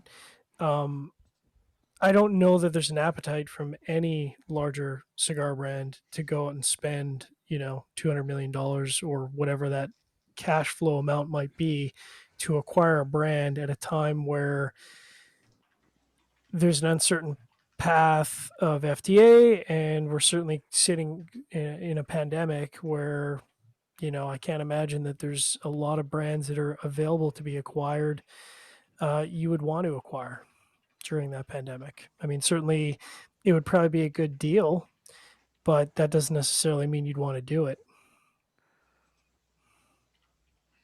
I think everyone's got a price, right?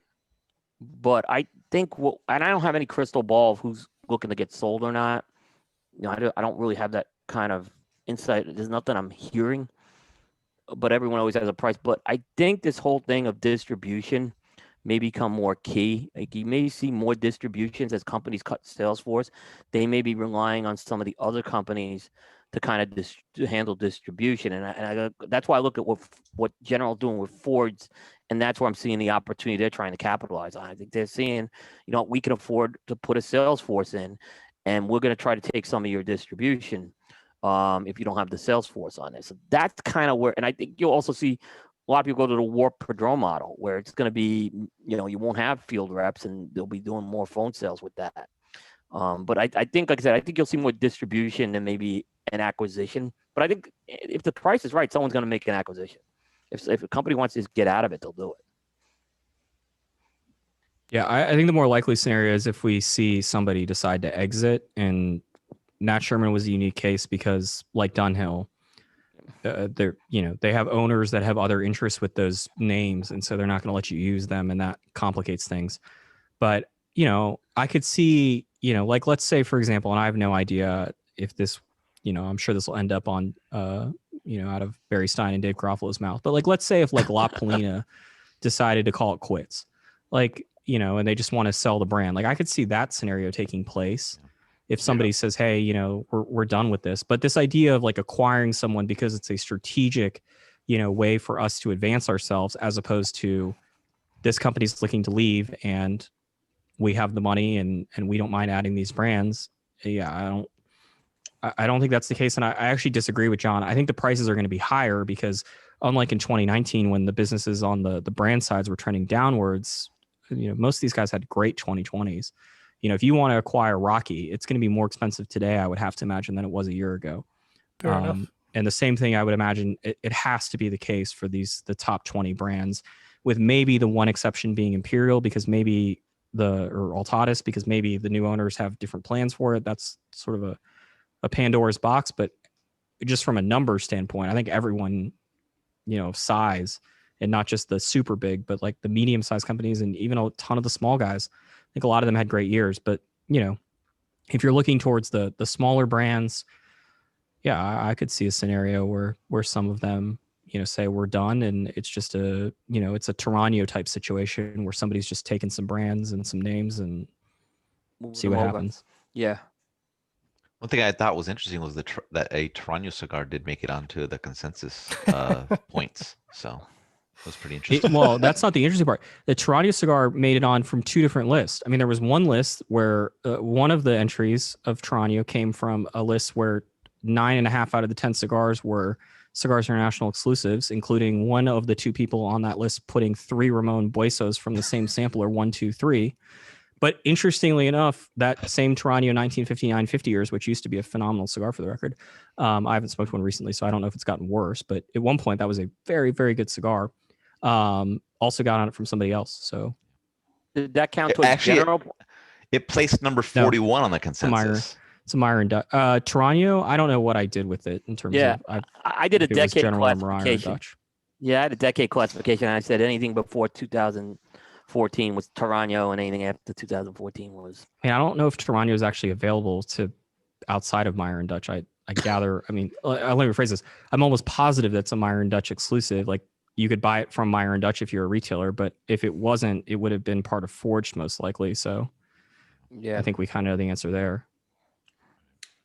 Yeah, that one guy was like, he put the Ramon Bueso sampler picture up from CI. I was like, man, we are in for it. Yeah. And yet, the the most head scratching thing I saw was not from a YouTuber. It was the blogger who had the Average Joe's Cigars had the Taiwan WCD 127 on 2 different places in his list. Yeah.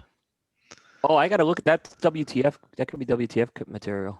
I mean, first of all, it's a Taiwan single store exclusive that's not from this year. Yeah. Making a list, and It's like 5 years ago. It's on 2 different places in the same list. Like, I want to say it's 2014. I wasn't. Yeah. I had to figure out what to do with it because I was like, do I count both points for it? And then I ended up just excluding the lower one. But it was like a legitimate, like, what do I do for the consensus? Because if you're ranking like what were my 25 best cigar experiences and 2 of them were Taiwan WCD 127s, then I would suspect that it would be deserving of 2 consensus placings. But I don't know what to make of that. All right. Here's an interesting question. So looking John at was like a week ago, John was like, I'm gonna do the consensus next year, and now John's like, fuck. Yeah. I went through It's the always data big and I was talk. just like, holy shit. Well, I mean, I could probably help with the data because doing it in Excel is brutal, but the collection of the data brutal just part is painful. when you have a podcast where you can't put the audio at 1.5 times. That's the brutal part. Right. Yeah. The fact that you're willing to listen to an entire podcast to get those, I mean, that definitely probably Good puts you under God. some sort of clinical designation for depression or something. Yeah. Well, it'd be one thing if I was doing this like in, I don't know, early March when there's nothing else going on. Right. But like coming off of our awards week, and then I mean, I obviously start this well before our awards week starts, but like, yeah. Just Fun just times. email Charlie the list. Just save him some brain cells and a little bit of time, and just email him the list. Maybe he'll send you a nice Arturo Fuente rare pink. Here's what's gonna gift happen, John. pack or something. Somebody's gonna email me a list that's gonna be different than what was in their podcast. Wow. Right, Yes, of course. Exactly. They're gonna be like, "Hey, actually, what I did was I changed my list," and I'm gonna be like, "Okay, so you're telling me that you now have a new number 7 cigar, but all of your listeners, all 300 of them, heard that you had this cigar at number 7. Yeah. Great. Just fill out a Google form. Just tell people to fill out a Google form. There'd be 4 lists on the consensus, and halfwheel wouldn't be one of them. Oh, you gotta love cigar people. All right. So looking ahead in 21 and It 21. would be Steve Saka filling out all the lists that he was on, There you go. and they would just be like, "Number 2, Sober Mesa," and they'd be like, And, "Wait a minute." And yet, Was there Developing not a Palates number still would 3, make 4, that 5, list. 6, 7, 8, 9, 10, 11, 12? Be Well, like, fuck, I got to go back and watch this now. Well, we talked about the blueprint to make the consensus. Just start up 9 sites, review 1 cigar, and do 9 different lists. Look, you guys mentioned that of like, oh, like there are some sites that start or YouTubers that start just to be on the consensus. I do not think that is the case. Like you would, if all I did was listen to that show where you guys were shitting on YouTubers, which I understand wasn't, you were shitting on a YouTuber specifically, and then there were other YouTubers that kind of collectively got damage. mentioned. Yeah, So, it's like, a residual splatter. Yeah. like you would think that like Steve Saka would be emailing all of the lists that he made. That does not happen. You would think that there would be websites that just magically pop up out of nowhere or YouTube channels that show up in November that like, that really, I mean, like, I don't sit back there and go like, how many videos did you have in May? Like, I don't do that, but that really doesn't happen. There have been a couple blogs that like post twice a year, one of which is a general press release and the other one is their top cigars list. And then that gets excluded because they didn't review a cigar. All of the like conspiracy theories of what happens to game the consensus, no one is putting in that effort. None. No, they haven't. Like you but would, you'd like think they if I are. was running Drew But Estate, like they I could. would assign some intern or somebody at Drew Estate to be like, okay, you just need to take all the lists that we get tagged in and just send them to Halfwheel just to make sure. Does not happen. It just isn't like people don't care that much until they don't show up on it, and then all hell breaks loose. Yep. Both the brands and the media people. They bitch for 2 weeks, then they forget about it again. All right. So with the way the situation is and travel cut down and smaller brands that don't have their own factory and rely on the production at another factory, do you foresee they will have either a lower number of releases going into 2021 or see any kind of drop in quality control of their core lines or existing brands just because they do not have the capability to go to the factories and kind of maybe do a bit more leaning over the shoulders of people? We might see some Listen. improvements. Okay. Yeah. Yeah. I mean, listen, Steve didn't just drag himself to Nicaragua because he was looking to get away and have a nice trip. Presumably, he did that because he looked at his timetable and realized he needs to be down there to get a cigar project done by whatever that cutoff date is. And, fortunately, Steve was able to do that. But for some of the smaller brand owners, they might not be able to do that. And the question becomes, is the whatever factory you're getting your cigar rolled out, are they just going to mail them to you and you're going to do blending by samples, which that's going to work out really well. I guarantee you. That's what Davidoff does. Yeah. So That's actually a true story. That is what Davidoff does. is it really? I don't know. Yeah, I'm not on the mailing list. They Yeah, it goes to Switzerland. Yeah, they like tell the factory like, hey, we want you to make a $11 cigar that's mild or whatever, medium, that and then the factory works on the blends and they send 5 blends to Switzerland and Switzerland picks which ones they want and they go from there. Interesting. Today I learned. However, At least that's what they used to do. I don't know what Yeah. they're doing at the moment. however, I don't see that working out for smaller boutique brands because I just don't see it working out. Yeah, it's. I think you're gonna. There's some are gonna do better than others. Is what it's gonna come down to. But it's funny because we get some of these PRs, especially in the second half, and I hear they blend like so and so blended this cigar or collaborated with this, and like, well, how the hell did they do that? They're not. The factory's been closed, or you can't get a flight to Nicaragua. How are they doing this, right? So it's clear that they're not involved in that process to begin with.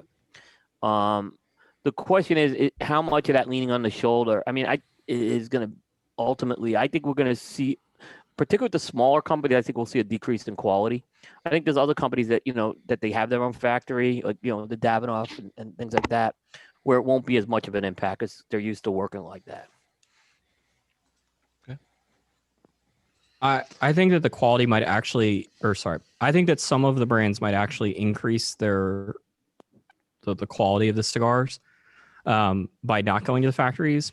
I think that the way that cigars are blended is batshit crazy. The idea that we're going to go sit in a room and have 5 people fucking smoking tabaquitos and we're just going to smoke them back to back to back to back to back and try to make changes. And then 3 hours into this, we're somehow going to figure out what we wanted. Like that's not a great way to go about blending it.